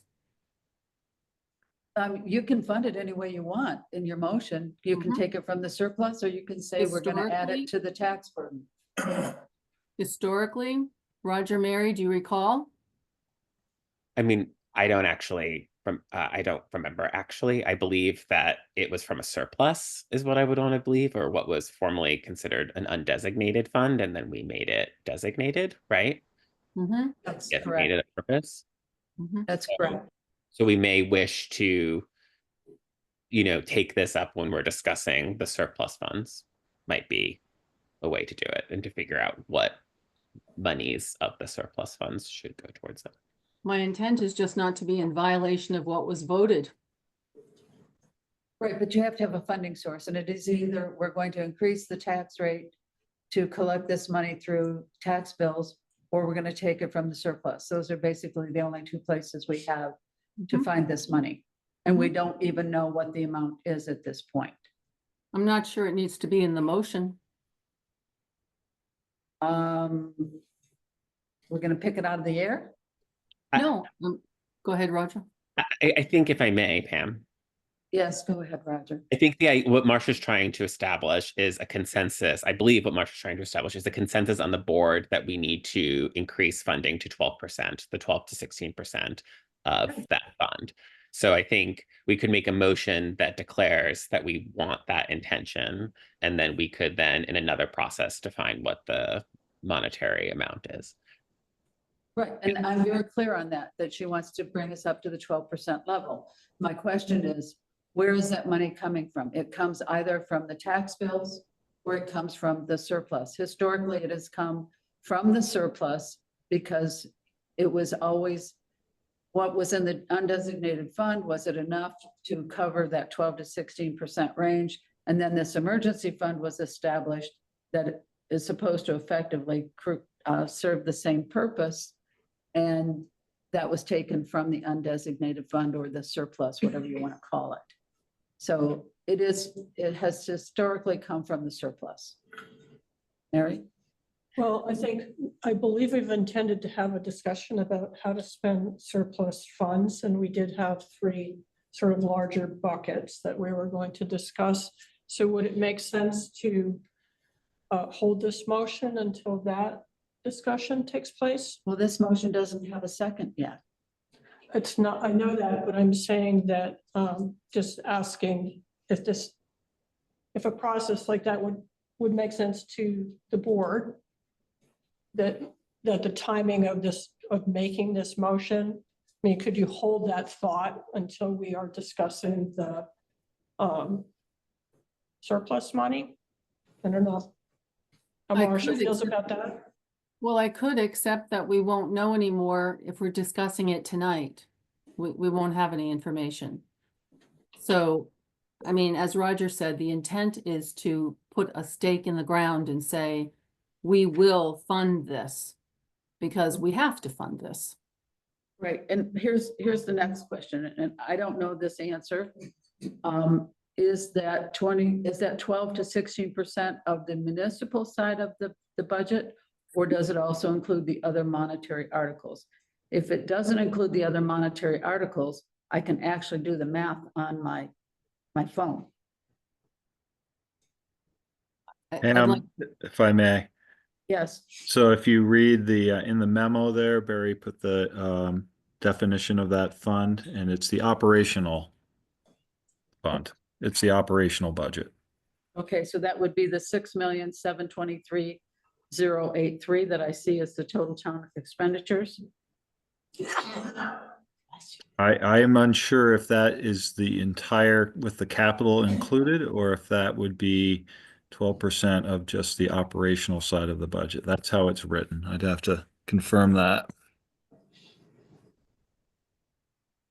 Well, then I'm not sure how we can, Well, if I may, so again, I think Marcia's intent here is that we comply with that article that was approved, that we keep a minimum of 12% in that budget. We could certainly go forward tonight with that being just understood with a motion. And then I think the funding mechanism and the amount might be clarified. We could do that on the 22nd, or we could just decide we're going to pull that out of some of that existing surplus that we know is there for fiscal year 24 when we get to that point in the agenda. Okay, Mary, go ahead. I will second the motion As is. as is. Okay, we have a motion and a second. There's no further discussion. Mary, how do you vote? I vote yes. Priscilla, Yes. Marcia, Yes. Roger, Yes. and I'm a no. 4 yes, 1 no. And the reason I vote no is because we have no idea what the amount is or what the funding source is. Okay, and I would like that stated in the minutes, please. Okay, moving on. Number 5, review of the town warrant articles. And this is where we get into the use of the surplus funds. I have created a draft warrant that will look very much like what's on the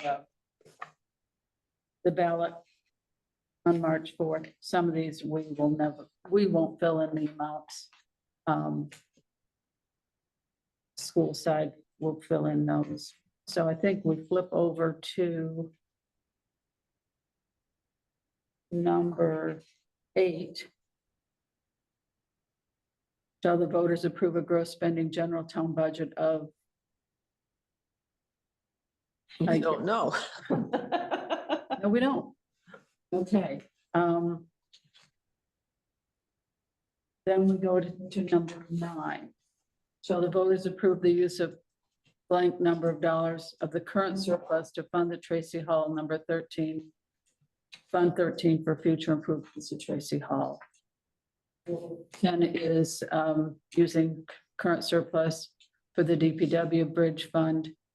At the suggestion of the town manager, the words "for future mitigation efforts of Moore Lane Bridge" were added. I think that's not what we discussed at the last meeting, but that's something we can decide tonight. And then 11 is using the surplus to fund the Emerald Ash Borer Fund. We do have an email from the town manager that made some suggestions of what those amounts might be.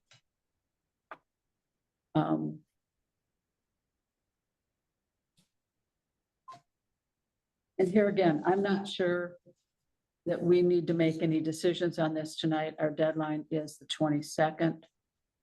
But I just wanted to put this out so that the board could see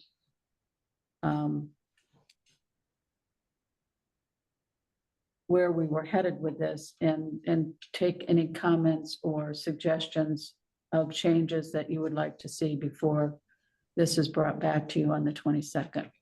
So are there any comments or questions? Mary? I would say that we had decided that these two buckets, the Tracy Hall Fund, the Bridge Fund, which could be more generally stated, I think, and the Emerald Ash Borer were our 3 main concerns. But I might add a 4th bullet to bring the emergency fund up to 12% and then cut back a little bit on, take from the others to make that happen.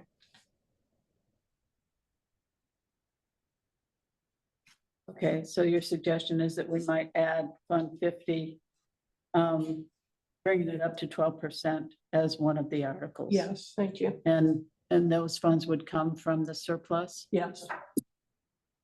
Okay. Any other comments about that? Marcia, your hand is up.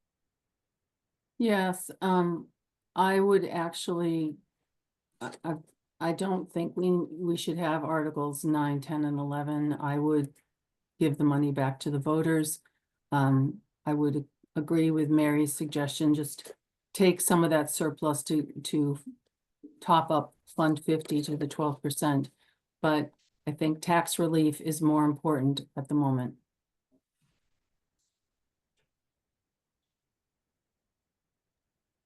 Okay. Priscilla, go ahead.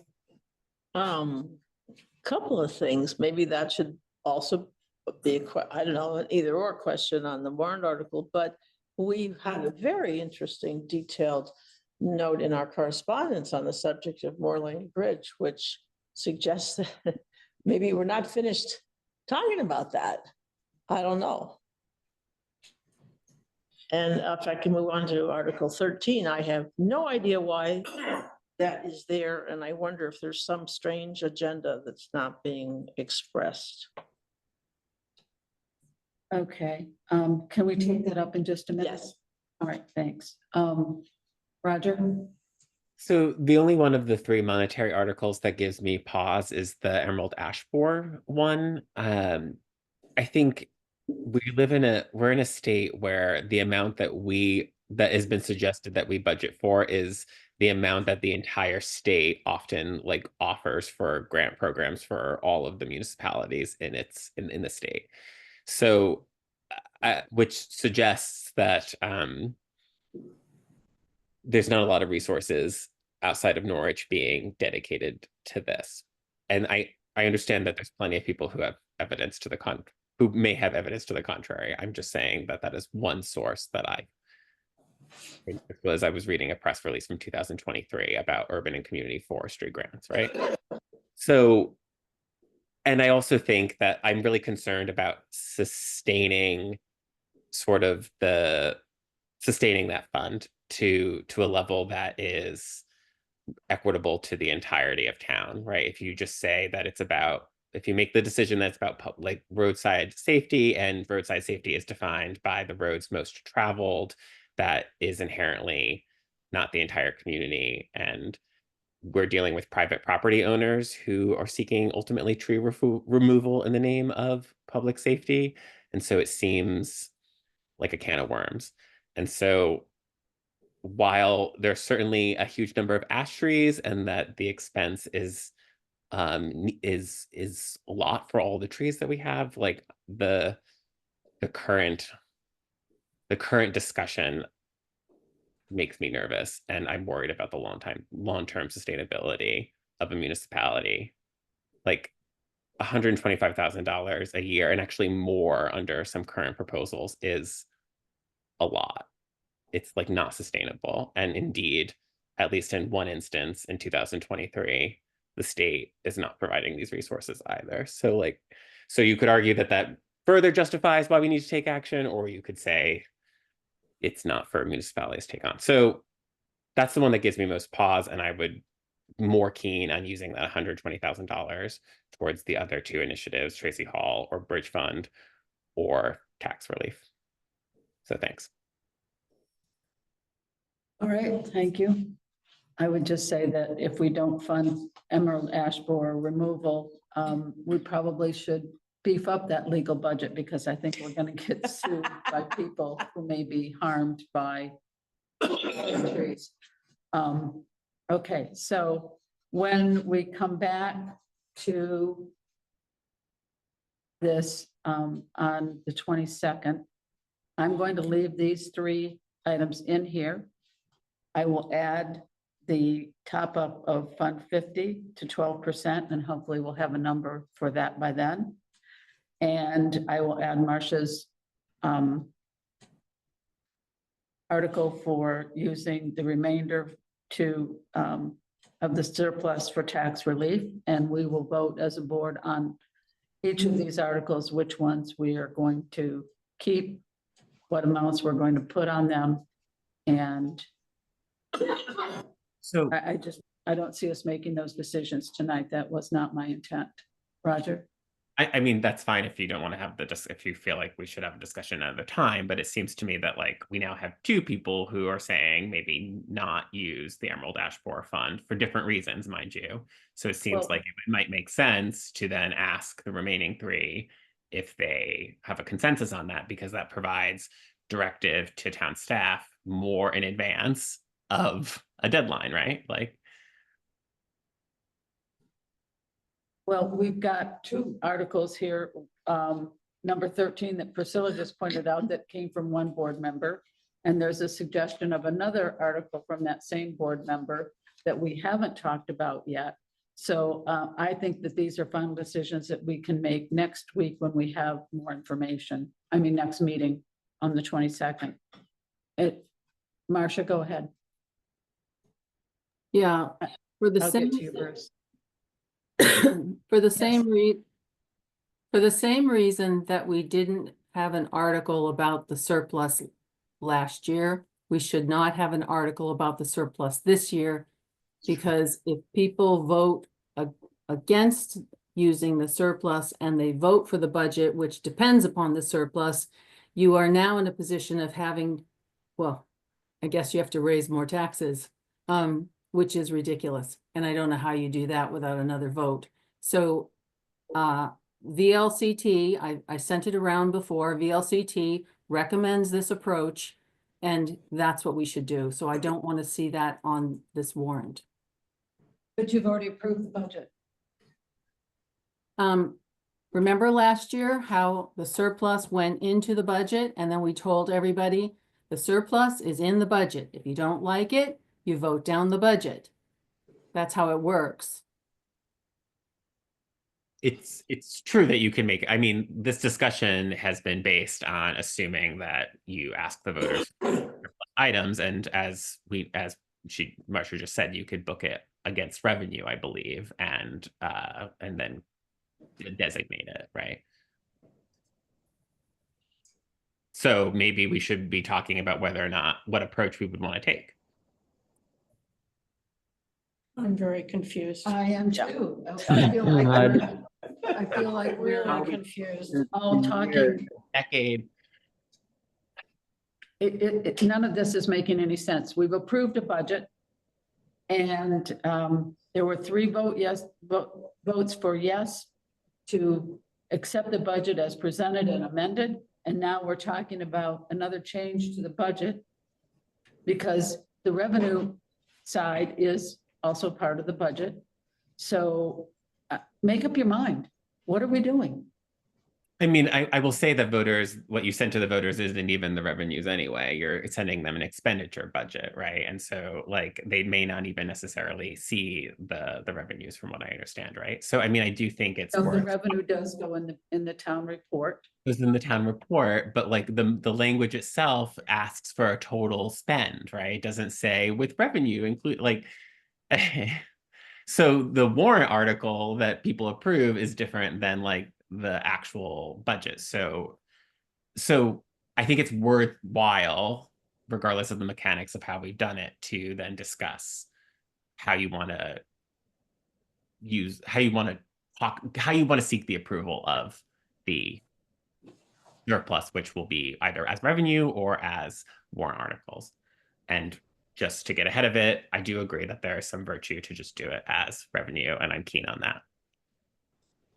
Mary? I'm very confused about this discussion because I thought we were talking about a surplus where in any case, the voters have to decide what is done with that and we give suggestions.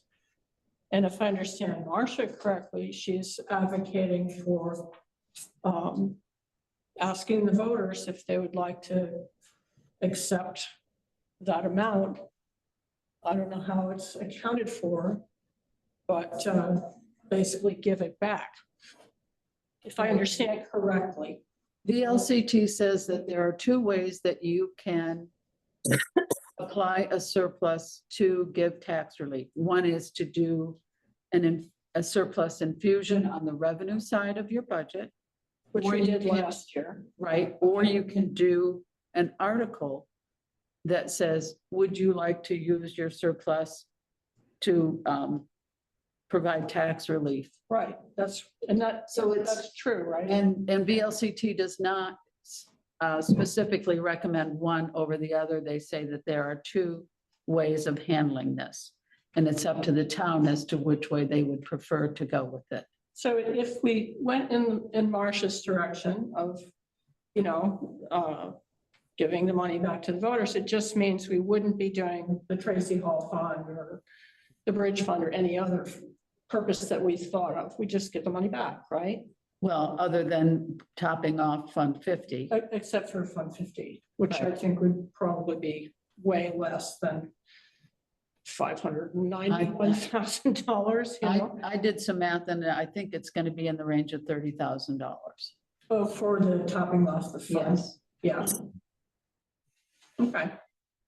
Thank you. It's what I thought it was, but I was getting a little mixed up in the discussion. So then the decision is, are we doing this as an article or are we doing this as a surplus infusion on the revenue side of the budget? Well, that is a question, but I think possibly that question came up a lot earlier in the,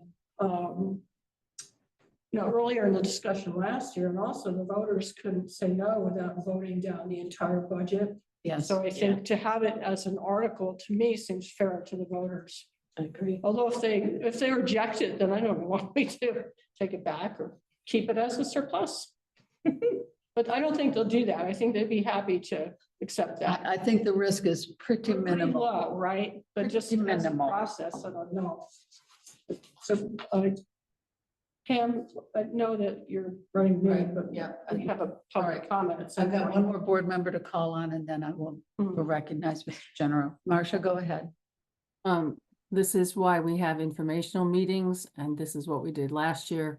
And I think consistency is a good thing, and it reduces confusion.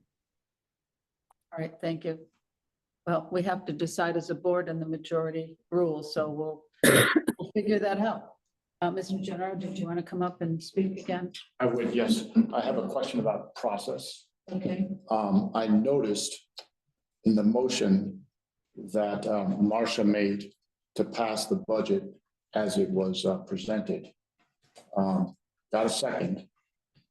And there was no. And amended, no, And amended. and amended, Thank you. yes, It's a process question. right. I noticed, and I'm counting here, 1, 2, 3, 4, 5, 6, 7, 8, 9 members of the public were not given an opportunity to have any comments, any discussion. You went from motion to second to vote, and there was no chance for the public to comment on the $6.7 million budget, 8% increase, which we as taxpayers on the municipal side will have to carry regardless of what you do with this surplus. There was no chance for the public to comment. I thought I apologize if that was not the case. I did ask the board if they would like to send the budget back to the town manager and the departments based on your comment about trying to keep it down to the 6% that was earlier. I did not have a chance to make a motion at that point. I'm not a member of the board. I'm just commenting that the public, and there's lots of them, I'm looking at their names right here, Chris Rimmer, Chris Clement, Will Smith, Christy James, and Peter Orner, and Doug Hardy, and the people here did not have a chance to comment. This is the public having a chance to comment in a deliberative process. And I don't know whether that's part of, the rules or not, but we didn't have a chance to comment. And I think there were some legitimate points that you made, legitimate points that were made here, and legitimate points that were made by Marcia and Roger as well, that I think the public should have a chance to weigh in on. And your commitment, what I just heard, is not to make a decision on this budget until your next meeting. You have the opportunity to refine this, to show the taxpayers, just as you intend to do, that you are advocating for them and trying to make sure that there is consistency. If it comes back to the exact same number that the town manager has presented, great. You'll just have that much more confidence that you have done your job. But as I see it now, there were a lot of questions, and I bet there's a lot more in there. And I could certainly help go through that if that was helpful, so that you can have absolute confidence that you have achieved your goal that you all set of 6%. And if you can't get there, I get it. But you had another 2 more weeks to do it. And it appears that that may not happen now. Thank you. Again, I thought I was giving the opportunity for public comment, and if I did not, I sincerely apologize for that. But as I understand it, we have taken 10,000 out of legal and then added back 10,000 to the admin assistant wage. And so if you look at the budget as it's presented, we would still come out with that total town expenditure of $6,723,083. So the question now that has been debated over the last few minutes is, what would this board like to do with the $591,000 surplus that has been identified from fiscal year 24? And I think we're not totally in agreement about the best way to approach that. So Roger? So I don't know how much we want to have this discussion. I mean, I think the question is like how we book the or how we're sending the surplus question. I mean, I can appreciate that people feel like it is more democratically controlled process if we take these amounts and these these funding items to the voters at an up and down vote. But I think what people probably are more keen on wanting to do is discuss like purposes, lots of different purposes for the surplus. But I think we're not, because of the way that our town meeting works, because of what town we are, we're not openly debating on a town meeting floor what it is that we would want to put, a surplus to. We're effectively just asking for an up and down vote on something that we put to them. So in that spirit, I think it's the same spirit whether or not you do it in the vote or whether or not you book it on revenue. And I think it is far more effective and efficient for staff, and it's more certain for staff if it's booked against the revenue. I don't think the true spirit of democracy comes out in an up and down vote for items that we've preordained and asking for a yes or no.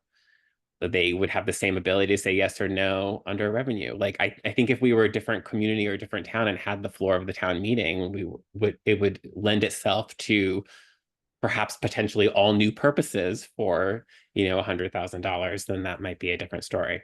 But we're not that community, and so we should just book it to the system that is most efficient and effective for our town staff. And it is also what we've done in the past because it's advisable. Okay, well, like I said, I don't think this is a decision that we're going to make this evening. We have until the next meeting to decide what these articles are going to be.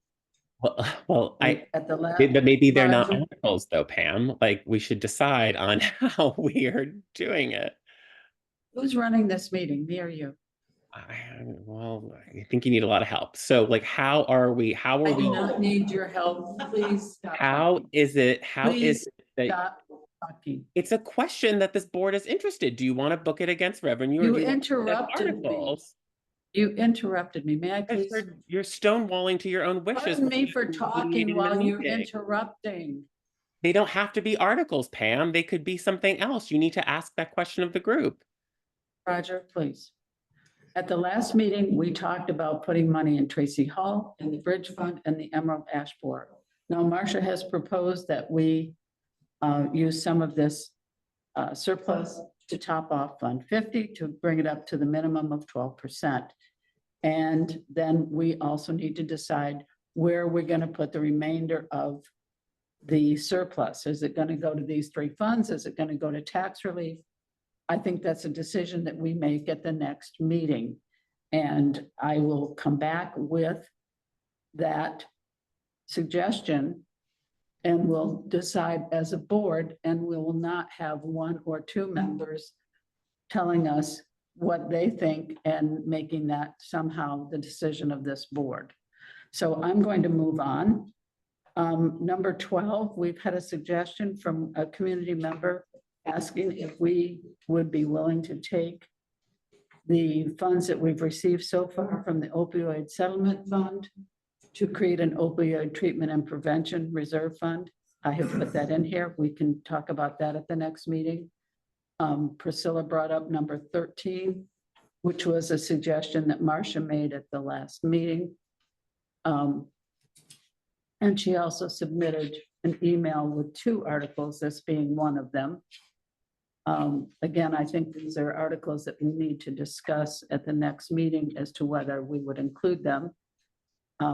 I too found Article 13 very confusing, and maybe that could be reworded to be clear, because I don't know who's in and who's out in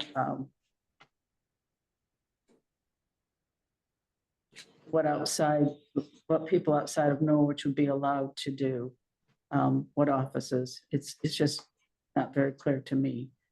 And I would point out that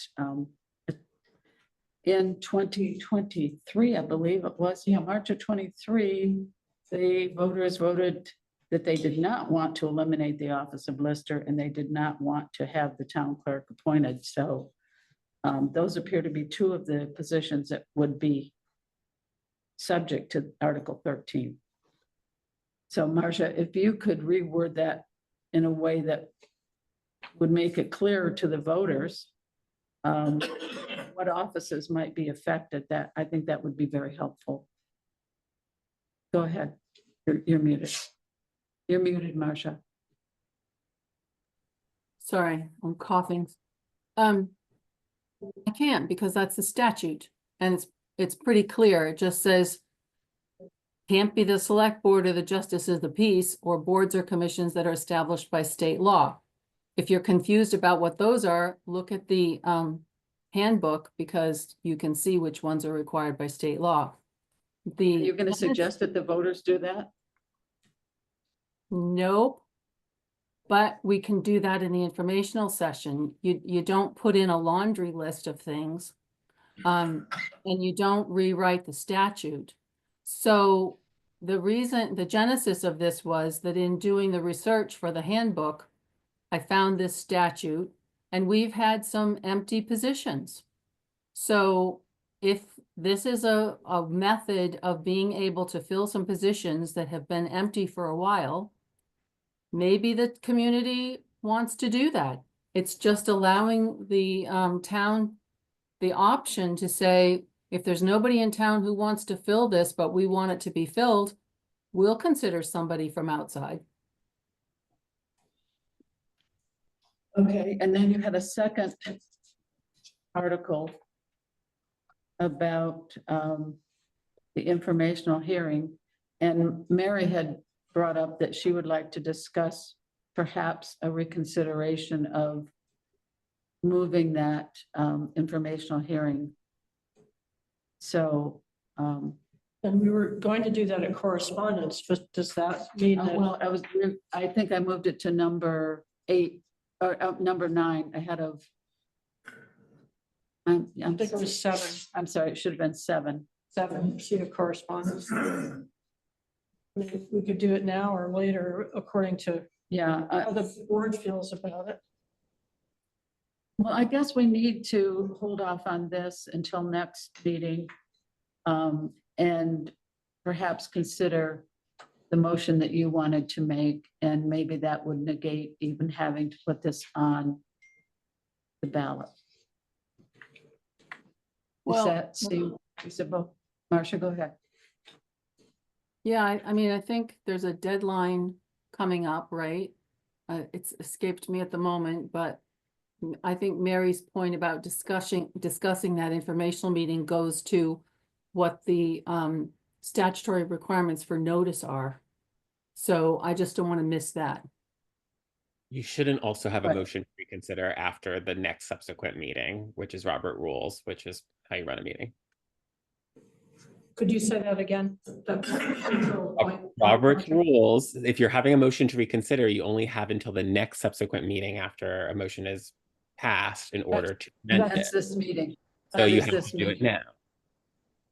Yeah, Could I give a little context? sure. Okay, so at our last meeting, we've been wondering how to make the informational meeting more sort of inclusive and accessible to people. So we talked a lot about making an earlier date, and And we talked a lot with our town clerk about, the deadlines of, how all the logistics have to fall into place. And so we thought it might work out to have an earlier informational meeting on the Sunday before the town meeting week, which should also coincide with I think, recreational. Potluck. So that sounded to me like a great community effort. And I do still think it's a worthwhile effort. But the information that's come to me that's made me change my mind about that idea is just the logistics of that particular meeting or that particular weekend with a farmer's market and the potluck and having to have DPW staff come in on the weekend to rearrange everything. And especially with this equipment that we could see, it's a little on the finicky side. So I think it's a really great idea.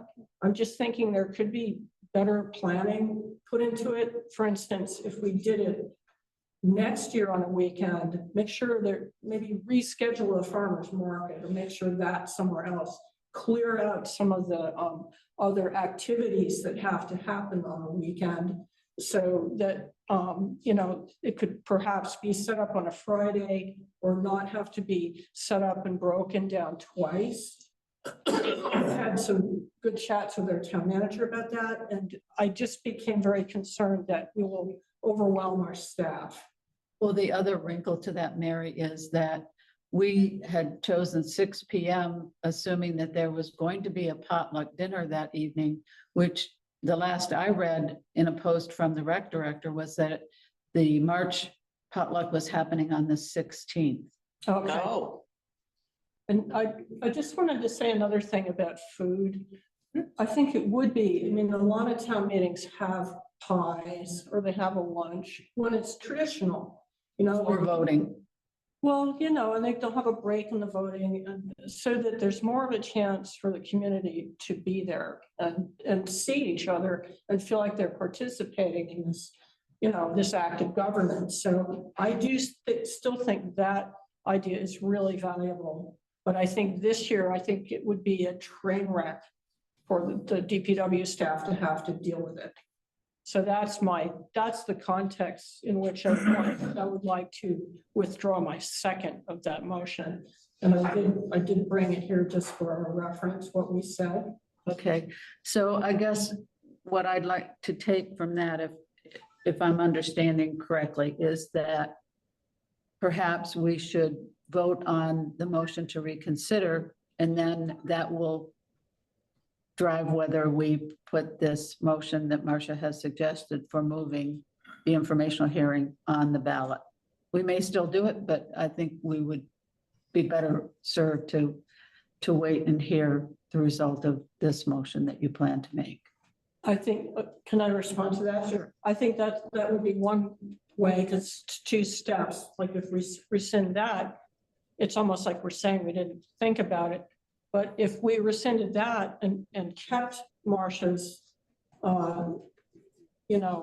sort of more formal steps, or just had a way for the residents to decide, would they like to separate the meeting, like not have it on the Monday, but have it on a weekend? Right.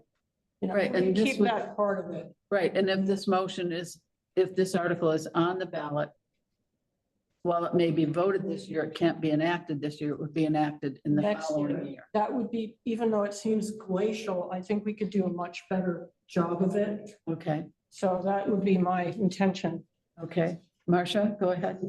Yeah, I had voted against that in any event because I was worried. And I think I agree with Mary. I'm also concerned because the plan this year was to have 2 informational sessions, which I think is, fuel for a lot of confusion. I worry about every time you try and reenact the play, it's going to have different words, and those can, it can be devastating. So I'd like to see it done once. And I'd like this year to stay the same and put this article on for the warrant and see how people feel about changing it next year. That way people get ample notice and we don't have any confusions and we don't have multiple replays of information by people in a live setting. Okay, all right, Priscilla. Maybe I misunderstand, but I look at this proposed warrant article and it says set an informational hearing on the Sunday and then the annual meeting on the Monday, and that sounds like two sessions at which we're doing the same thing. Am I wrong? You're wrong. Okay, well, maybe Yeah. the article could be clearer. That's a complicated. Yeah, part, I was yeah. a little confused by that too, Marcia. And Maybe that's- you can. That's part of the problem. The informational hearing is where people get to ask all the questions that they want. The annual meeting under an Australian ballot form of government is the voting day. And so, But you say then just set the annual meeting at 7 PM on the day before the first Tuesday. So what does that mean? that may mean a typo.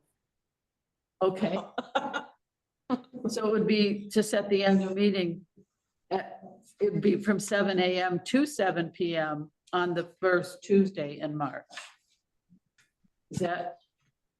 That's the way I understood it when I was a participant at the webinar yesterday, that the annual meeting is the day we vote because we're Australian ballot. Right. So it'd be 7 AM to 7 PM on the first Tuesday, not the day before. Right, so the informational hearing for 2 PM on the Sunday preceding the first Tuesday in March, and to set the annual meeting at, from 7 AM to 7 PM on the day before, no, on the On the first Tuesday. Yeah, okay, all right, good. I can Okay, add that thank to the ballot then. All right, good. I'm glad we clarified that. Could I make that motion to reconsider? oh, Well, let's see where we are on the list of things here on our agenda. Because we had said we were gonna make that number 7, and we're only on number 5 right now. The next one is pretty quick. Maybe we can just get through that and then get to yours. You okay with that? I guess so, except that it relates. Yeah, I know. Are you taking Pam, could I comments make a on quick comment? Yes, go ahead, Brett. So my thought, again, in reading the information that Lily put forth was we have 3 days in which to hold the informational meeting prior to the vote. Is that incorrect, Lily? Did I misinterpret that? That is incorrect. It's Okay. 30 days. Can I come? Yes, Lily. Why don't we have Lily come up and, Let's sort this out. yeah, So based on the Zoom I attended yesterday from VLCT, I am very wary of putting the article that Marcia proposed on the ballot simply because VLCT said again and again, the informational hearing is a select board meeting. And you, as the select board, should retain your right to set that at a discretionary time and place every year. I would not saddle yourself by saying it's going to be at 2 PM on the Sunday preceding. It can be any of the 30 days preceding the first Tuesday in March. You can change it every year. It is yours to do, just like it's yours to take the minutes for.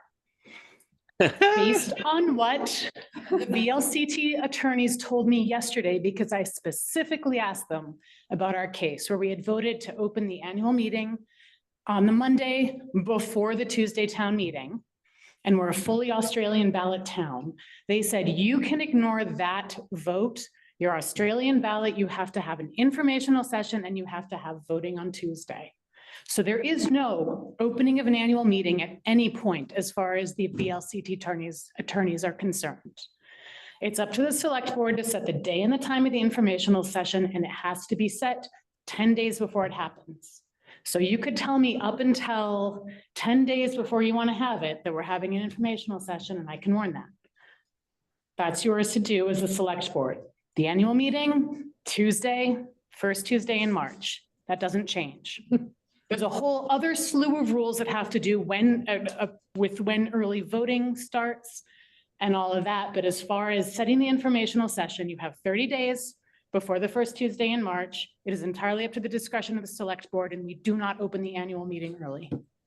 Right, but I think there's something to be said for if we're going to change it from the Monday night before what has been for decades, we need to find a time that is consistent and that people can count on from year to year. I don't want us to bounce around. I think And that's too disruptive. Yes, I would highly recommend that at the informational session, which it sounds like is going to be the same bat time and the same bat channel it always is. I would highly recommend that you tell everybody who rolls up there next year, 2 p.m. on Sunday. So you get it out to the 40 people who attend and don't read the listserv and don't look at any other meeting.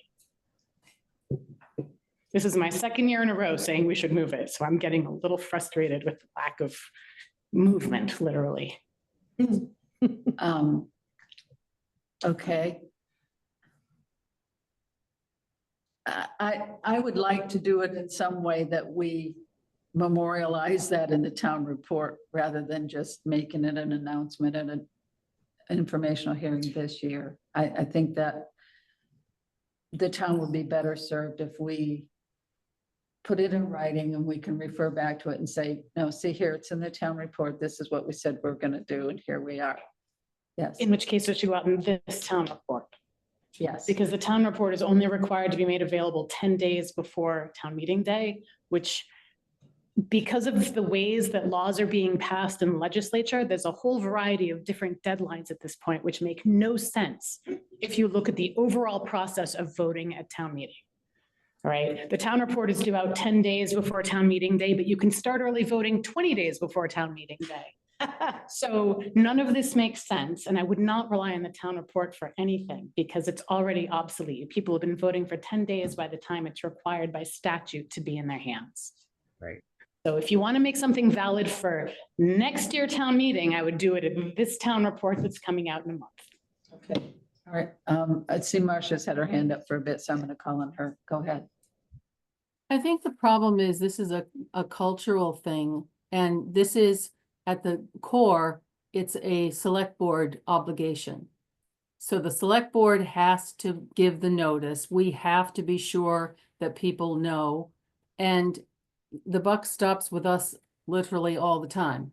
So I'm just not comfortable making an announcement in an informational meeting that next year it's going to be on a different day. I think it would have to be such a campaign. And then I also think that there's going to be a lot of complaints, and I think you're going to see a generational difference. You know, I may be wrong about that, but let's face it, people have been used to doing it the same way.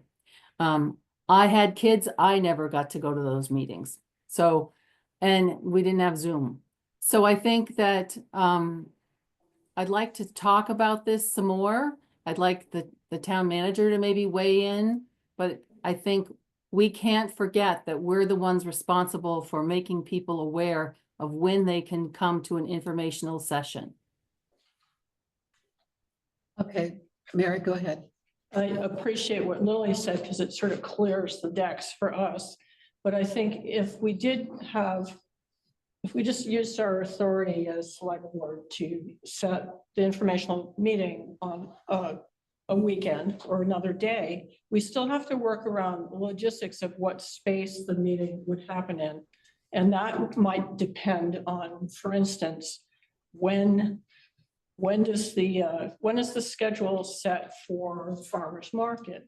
You know, is there a time of year when they sign up, or are they very used to just having certain dates because they've had it for many, many years? You know, there's some logistics that have to do with the management of Tracy Hall that also come into play that would have to be part of our decision.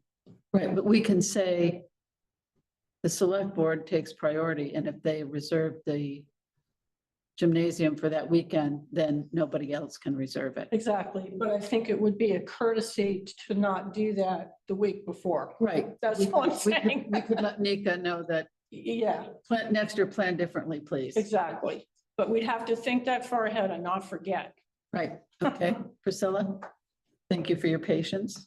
every year we say, we have an article, and this happens to be 37, shall we require that the taxes be paid in 2 installments? And we say on this date and that date. So why couldn't we have a thing that says, so we're going to have the informational meeting next year on this date, and we could do a different date every year. So We don't have to vote on it. I mean, Are you saying as an article or? yeah, if you have it as a warrant article. Right, and that's what is proposed. Yeah, here. but no, but it wouldn't say the first Tuesday in March. It was Sunday. It would be like Sunday, March 1st. And that would be for next year. And maybe the year I see after what that, you're it saying, would be, very it specific. would be, yeah, I don't know. I would highly support a year-specific article, and I think that's a great way to get the word out to people, because we typically get a pretty good turnout, about half the voters for town meeting. Okay, So if that were an article saying, shall we set the informational hearing date for, Next year. March 1st, 2026? right. On this warrant, and then it's specific, it's not tying you to that for years to come, but it is definitely getting the word out to all of the voters.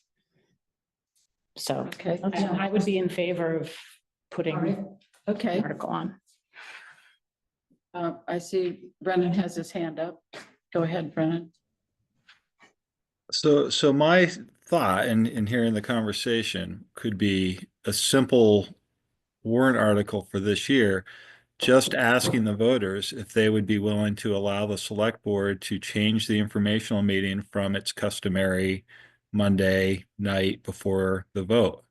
And if you have that, that gives you the temperature of, do people want to do it on Monday night? Does the majority still like that? Or is there a group that would be a majority that would want to do it at another time? And that would still reserve the amount of flexibility the select board would have to that 30-day window for the informational meeting, and the vote remains on the first Tuesday.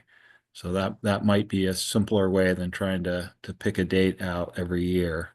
You're given authority to set that as a select board, but you're also asking for the town to vote whether they want to do it on a night other than Monday. Okay, all right, thank you. All right, any other comments on the other articles, or shall we just punt this to the 22nd and not come back with a new version? I have a question. Sure. I'm gonna find the last one here. In the Article 37, I brought this up to the town manager and at the Board of Abatement the other night. I found a statute, well, the statute for abatement says that any penalty imposed under that section, under the Declaration of Homestead requirement, shall be assessed in the same manner as the property tax under the assessment and collection of taxes chapter. So what crossed my mind was, when we changed the 4% for all delinquent taxes, did that include all delinquent taxes, meaning homestead?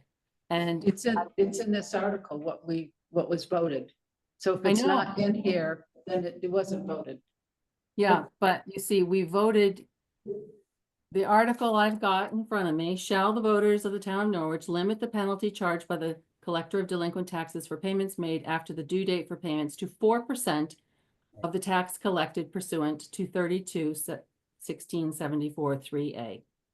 So, but when you look at that statute that I cited, it says that penalty shall be assessed in the same way.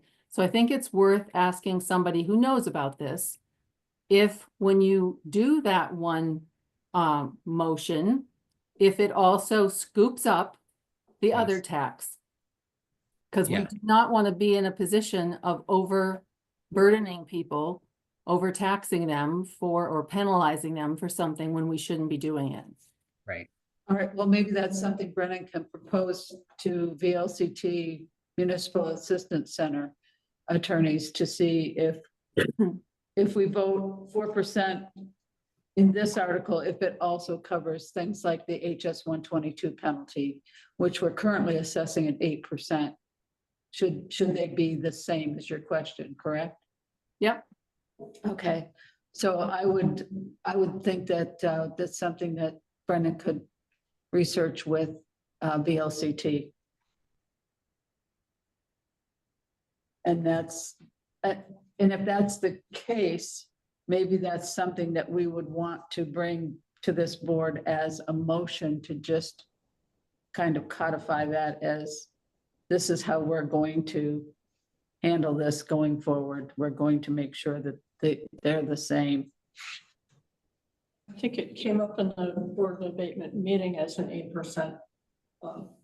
Right, That's how it was mentioned, Right. so I think it would be very wise to do as you said. right. So Very consistent. get a legal opinion from VLCT on how they interpret that, so that we can do that correctly. Maybe we're supposed to be at 4% and everything, I don't know. And that's assuming that we keep the 4%. We need to address the motion to reconsider. Right. I was just going to suggest that we reorder our agenda a little bit and we go next to the motion to reconsider that Mary would like to make. Okay, and I'll need a little reminder of the format. I mean, shall I just read through what the motion was and withdraw my second? Is that the procedure or? I think we have to first make a motion to reconsider the earlier motion, That's true. and then we have to vote again. Okay. So, can I try to do that? Let's see. I move to reconsider. And how am I going to describe it? The motion made at the December 18th, 2024 select board meeting regarding setting the date for the information meeting. Is that okay? Why not? I What don't if know if that's, It's in the correct. minutes, right? yeah, I have the actual motion here, but should I read it? Yeah, I think we should say we're going to reconsider the motion and then state what the motion is. Okay, That will be much clearer. okay, so I'm gonna retract what I just said. Move to reconsider a motion made on December 18th, 2024 select board meeting, which stated, and, well, actually, so, I'm sorry, I'm very confused.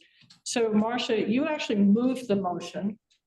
So are you the one who would have to do No. this, or can I do it? You can do it. Okay. Why don't I do it to make it simple? Make it real clean, okay. So, I move to reconsider. Hold on.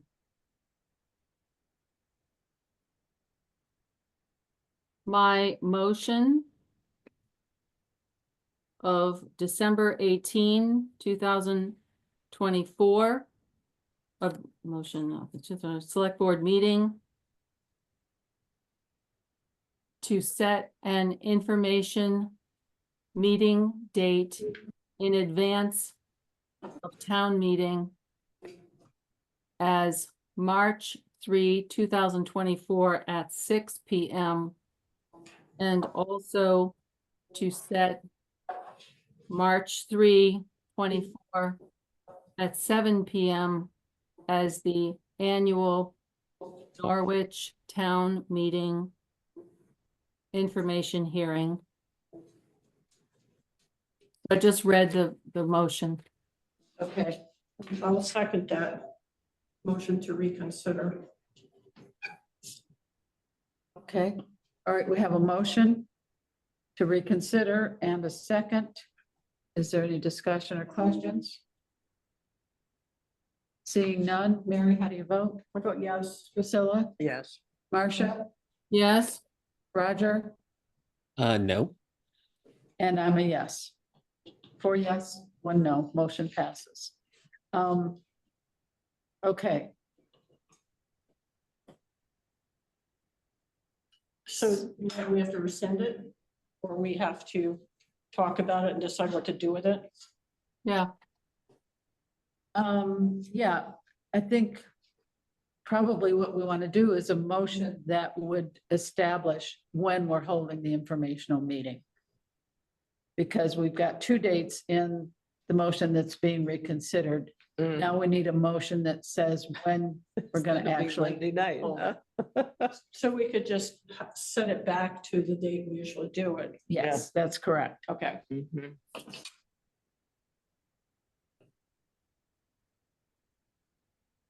So you can move to set the informational hearing. And get rid of the also part. You want to read it? Do you want to make it, Mary, and read it? Well, let's see. I'm just gonna read it so we can make sense of it. So I move to set an information meeting date in advance of town meeting. As would be March 2nd, wouldn't it? 2020. We're voting on the 4th, so it'd be the 3rd. Okay, Be Monday, March 3rd. and I like the Monday, just to reiterate.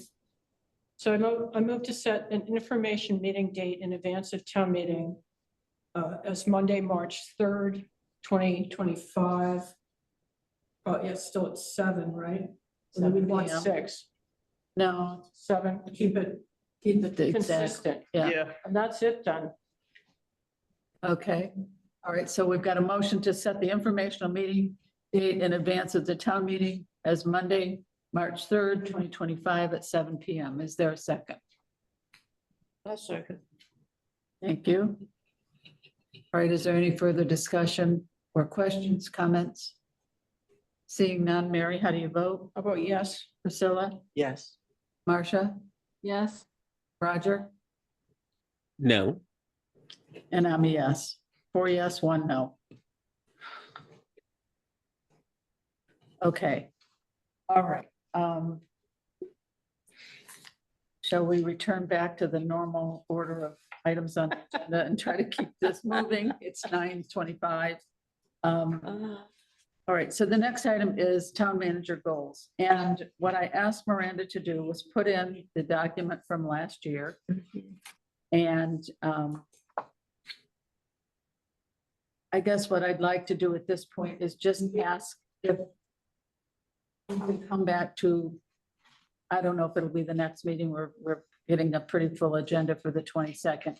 Maybe a meeting in February where the board members come back and tell us if they have any suggested changes to this, or if we're going to go forward with the same document. And that was my only intent in getting us on the agenda, was just so that it stays in the forefront and we don't let it slip through the cracks. Mary? I do have a question of a proposed change, just because it would change the formatting of the form, which was that we had 3 categories of evaluation: above expectation, meets expectation, and below. And I feel it would be better to expand that and have one more box, but that is going to completely mess up the formatting, Well, right? I would welcome any suggestions that you would like to bring. Maybe we'll do this the first meeting in February. I just don't know how we can. I don't think we can fit it in tonight, but Because the next time we've got, hopefully we've got the auditors coming for a presentation. We've got to do the articles for the warrant. so this is And homework maybe- for us. Yeah, so it's homework. Homework. So that was my only reason to bring it. I know it's been something that Rogers wanted us to get to, and we did get to it before the budget discussion. Marcia? I think that this is entirely premature. We only finalized this in May of 2024. We're about to get a new board. And so I would like to see the new board have an opportunity to look at this. The evaluation is supposed to be annually.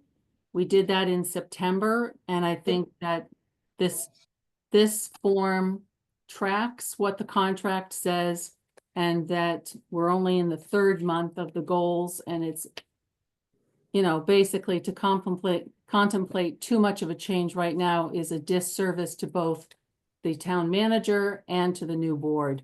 So I would recommend that we just table this until we have a new board and see what people want to do. And we also need to let the town manager, for clarity, get on with the work.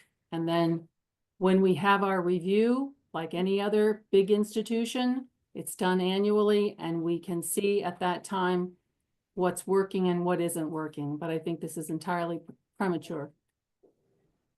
Well, this says that the period of evaluation is September 27 of 2023 to September 26 of 2024. So I would say we're probably 4 months late in getting something done. Not, a few months early. I think the goal should track the date of the contract, not what we let slip to May of this year. So that was the reason I brought it up, and it's been something that Roger has asked us to do many, many times. And so that was my intent, to not let it slip through the cracks. Is that true, Roger? I don't remember you saying that. I mean, yeah, I would not characterize it in the approach that you're bringing up. I thought it would, as a following a performance evaluation, it would have been a helpful exercise to hear more about like future goals and growth opportunities for our employee. But we didn't have it in that context. So. Right, and you wanted that done before we got into the budget process, but we didn't manage to do that. Well, I think that spoke to more of my dissatisfaction about the review process, more about the need for new town goals. I see. Well, then I misunderstood. Okay, so we'll leave it at that. Number 7 on the list, Agenda. on the agenda. It's late. Yeah, my numbering got kind of messed up. I think the next thing is the Norwich Times that we added. I wanted to put it before correspondence, so.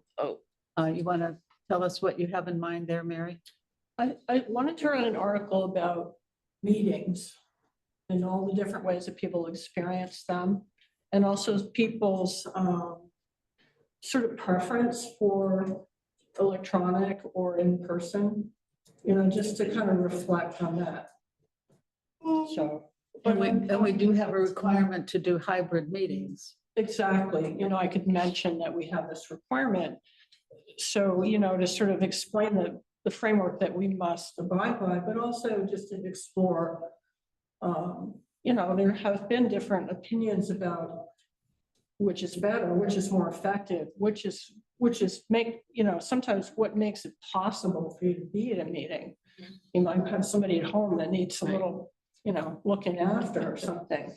So that was my idea, but I also would take suggestions. It's a spring edition of the Norwich Times. It comes out February 19th, and it doesn't have any particular theme except for spring. So if there are other ideas for an article, I could try to write it, somebody else's idea. Marcia apparently has a suggestion. Go ahead, Marcia. You're muted. Springboarding on what Mary said, because this spring brings a election and we're talking about different ways of holding meetings. You might just try to fold in what the select board is thinking about in terms of getting more A weekend meeting, yeah. getting Good more idea. advanced and separating the informational versus the other. And That's a very good idea. That's a good idea to tie that in. And the more times we say it in different Say it a formats, lot of times. And they say it takes at least 3 times for something to stick. So Oh, so I've heard 3. So yeah, that's a good suggestion to put that in there. That okay. um, All right. Thank you.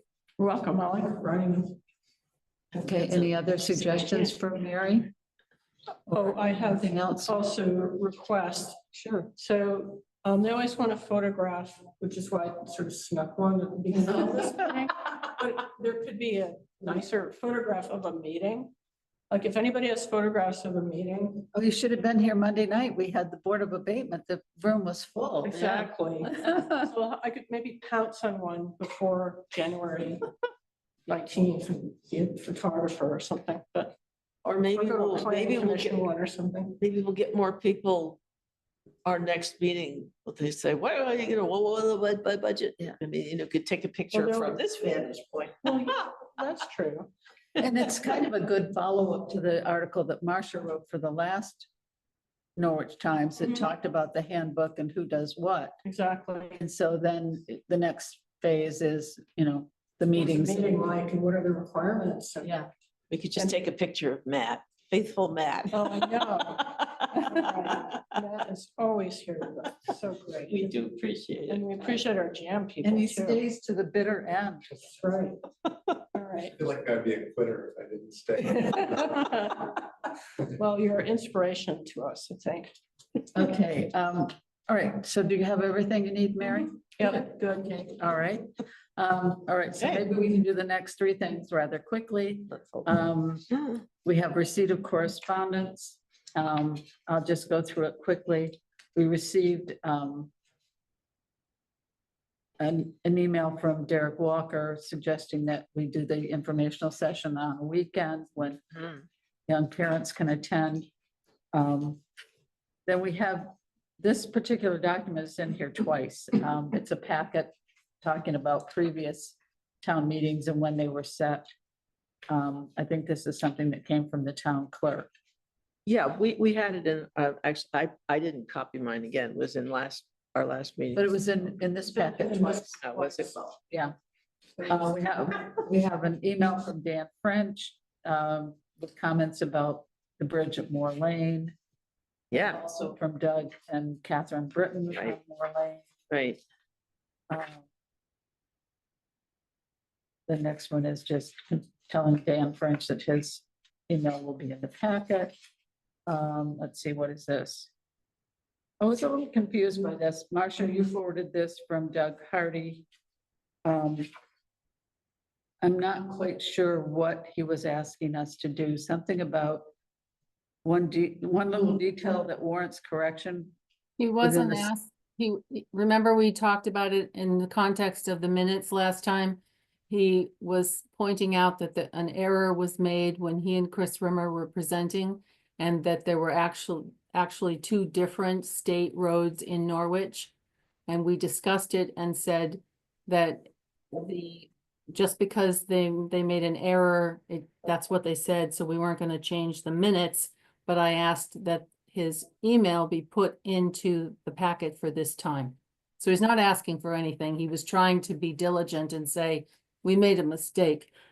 And this is the actual road, excuse me.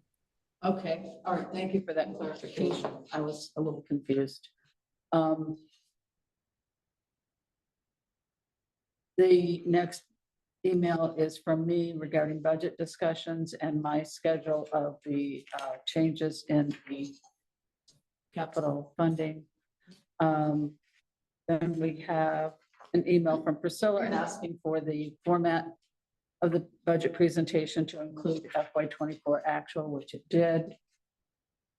We have an email from Kevin Geiger encouraging people to attend the regional plan public hearing notice on February 22nd. This says it's at Bugby, but I think I saw something that said that they had moved their location, and I don't remember where they're holding it, but it's not at Bugby. Meant to look that up and I forgot. But it is on the 22nd. Anyone interested in attending could reach out to TRORC. We have an email from Folger Tuggle on the budget asking us to sharpen our pencils and reduce the budget. And from Chris Moore saying that Chris Clement has pointed out that we are not supposed to buy down the tax rate. We've got the email from Marcia on the budget issues. We can talk a little bit about that. Then the next item is the road and bridge standards that we had not seen prior to the request to send this report up to the state. So that was included for us. The next item is the letter that I received from the state of Vermont, giving us the equalization study results for 2024. It says that our CLA is 61.81%. Our COD is 20.43%. But the state is doing a new formula this year. And they're making an adjustment which says that the rate applied to our taxes will be 85.42%, which is better than 61.81. All right, then we have an email from Chris Burgess pointing out some problems on Willow Hill Road where it transitions from pavement to dirt and asking for some attention to that. We have an email from Marcia on select board email. And then here's that document again from Oh, right. Might do it twice. talking about informational hearing.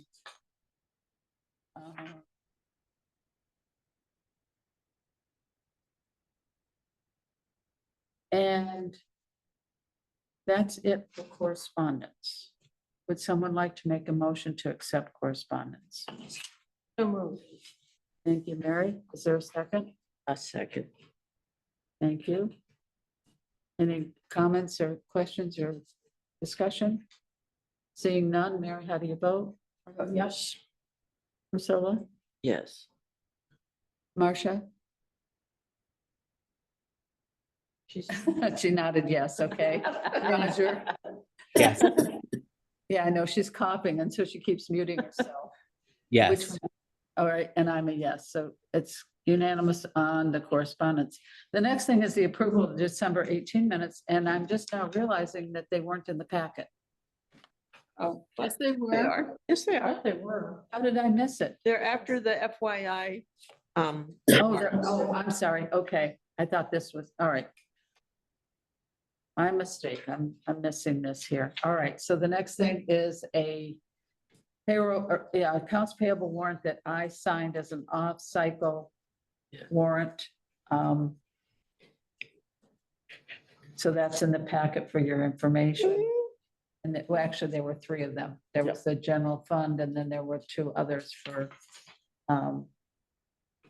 heating repairs at the public service building and public safety facility, and then the HRA reimbursement.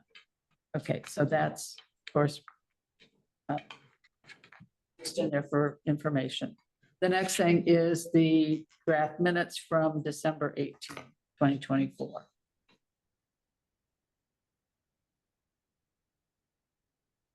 Would someone like to make a motion? Or is there any comments or suggested changes? I did have one question, and that is, we seem to vacillate between who is listed in here as participants. I think the tradition has been that we say who actually participated or spoke, I guess is the best way to say that, in Tracy Hall. Typically, that's, the select board members and any members of the public would be other participants.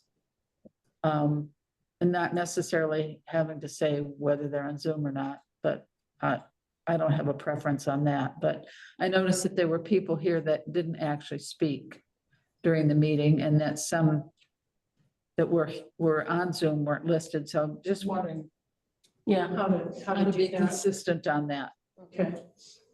My bad, sorry. That's okay. It just, it's, when you do them every other time, it's kind of hard to remember what the format is. So I'm just doing who spoke because I can't even see everybody in Tracy Hall.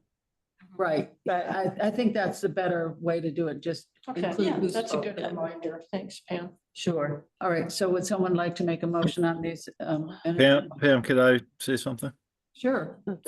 So I just reread these and reviewed the meeting. And so after item 4 here, I guess it is item 4, the minutes are reflecting some conversations that I think were made by you as far as your understandings that are kind of written here as factual, and I think it might be misleading to folks because I don't think they're actually, some of this is factually accurate, and I'm referring to the statement that there was 20% of the town budget is municipal and 80% of the town budget is educational, and that is not actually correct. So I guess if we were going to make a statement like that, maybe it should be attributed to Pam stated, and then when somebody is reading these minutes, if they haven't watched the whole meeting, it's not kind of seen as, well, it's always 80% and it's always 20%, which I think is what the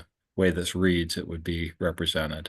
It's not the school, it's the education fund. Okay. Yeah, I think the education taxes, anyway, I appreciate Mary's efforts to capture that, and I think there were a couple different conversations, but that was one that caught my eye as if somebody knew nothing about this, read these minutes, they would come away thinking that Norwich is 80%, 20%.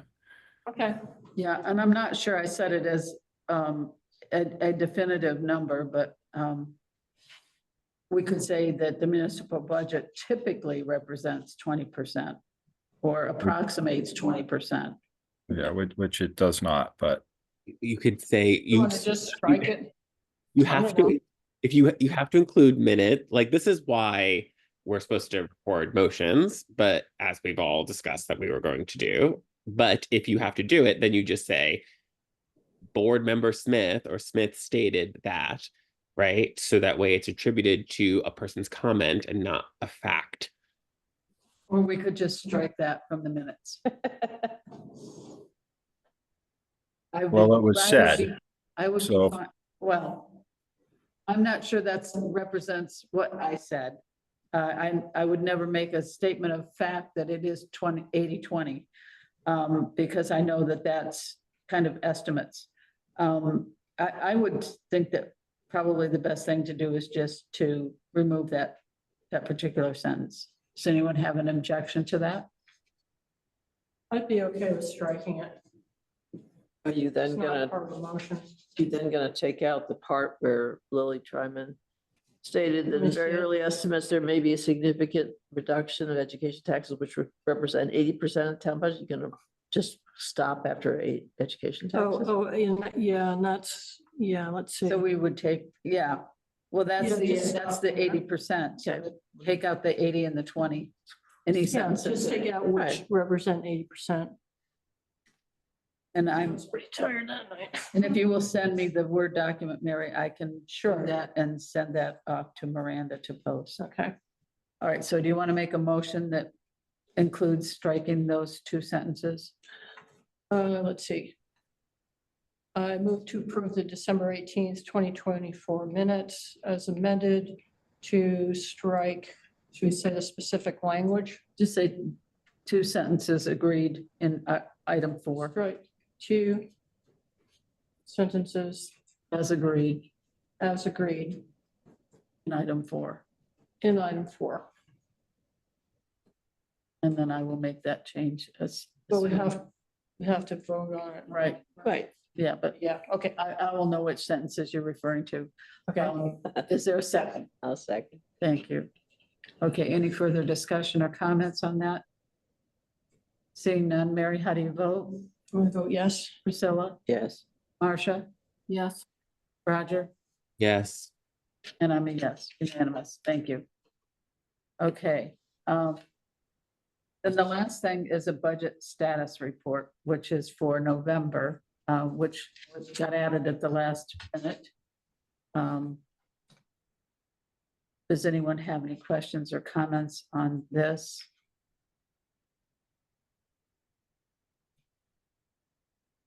Okay, I don't see any. I would just point out that when I read this, it looked to me like we're retiring 3 different debts this year. Emergency Management Tower, this Brown Schoolhouse Bridge, and the DPW garage overage. That totals $89,000 that's not going to be in the next budget, along with about $3,000 in interest. So I was kind of disappointed that even though we could get rid of $92,000, our budget went up anyway. Anyway, all right, so that, enough for that, I guess. I did see another sticky note. What was that? Oh. Okay. All right, so that's the budget status report, and that is everything that is on our agenda. Would someone like to make a motion to adjourn? I move to adjourn the meeting. Thank you. Is there a second? I'll second. Thank you. Mary, how do you vote? Yes. Priscilla? Oh, yeah. Marcia? Yes. Roger? Yes. And I'm a yes. We are adjourned at 9:49.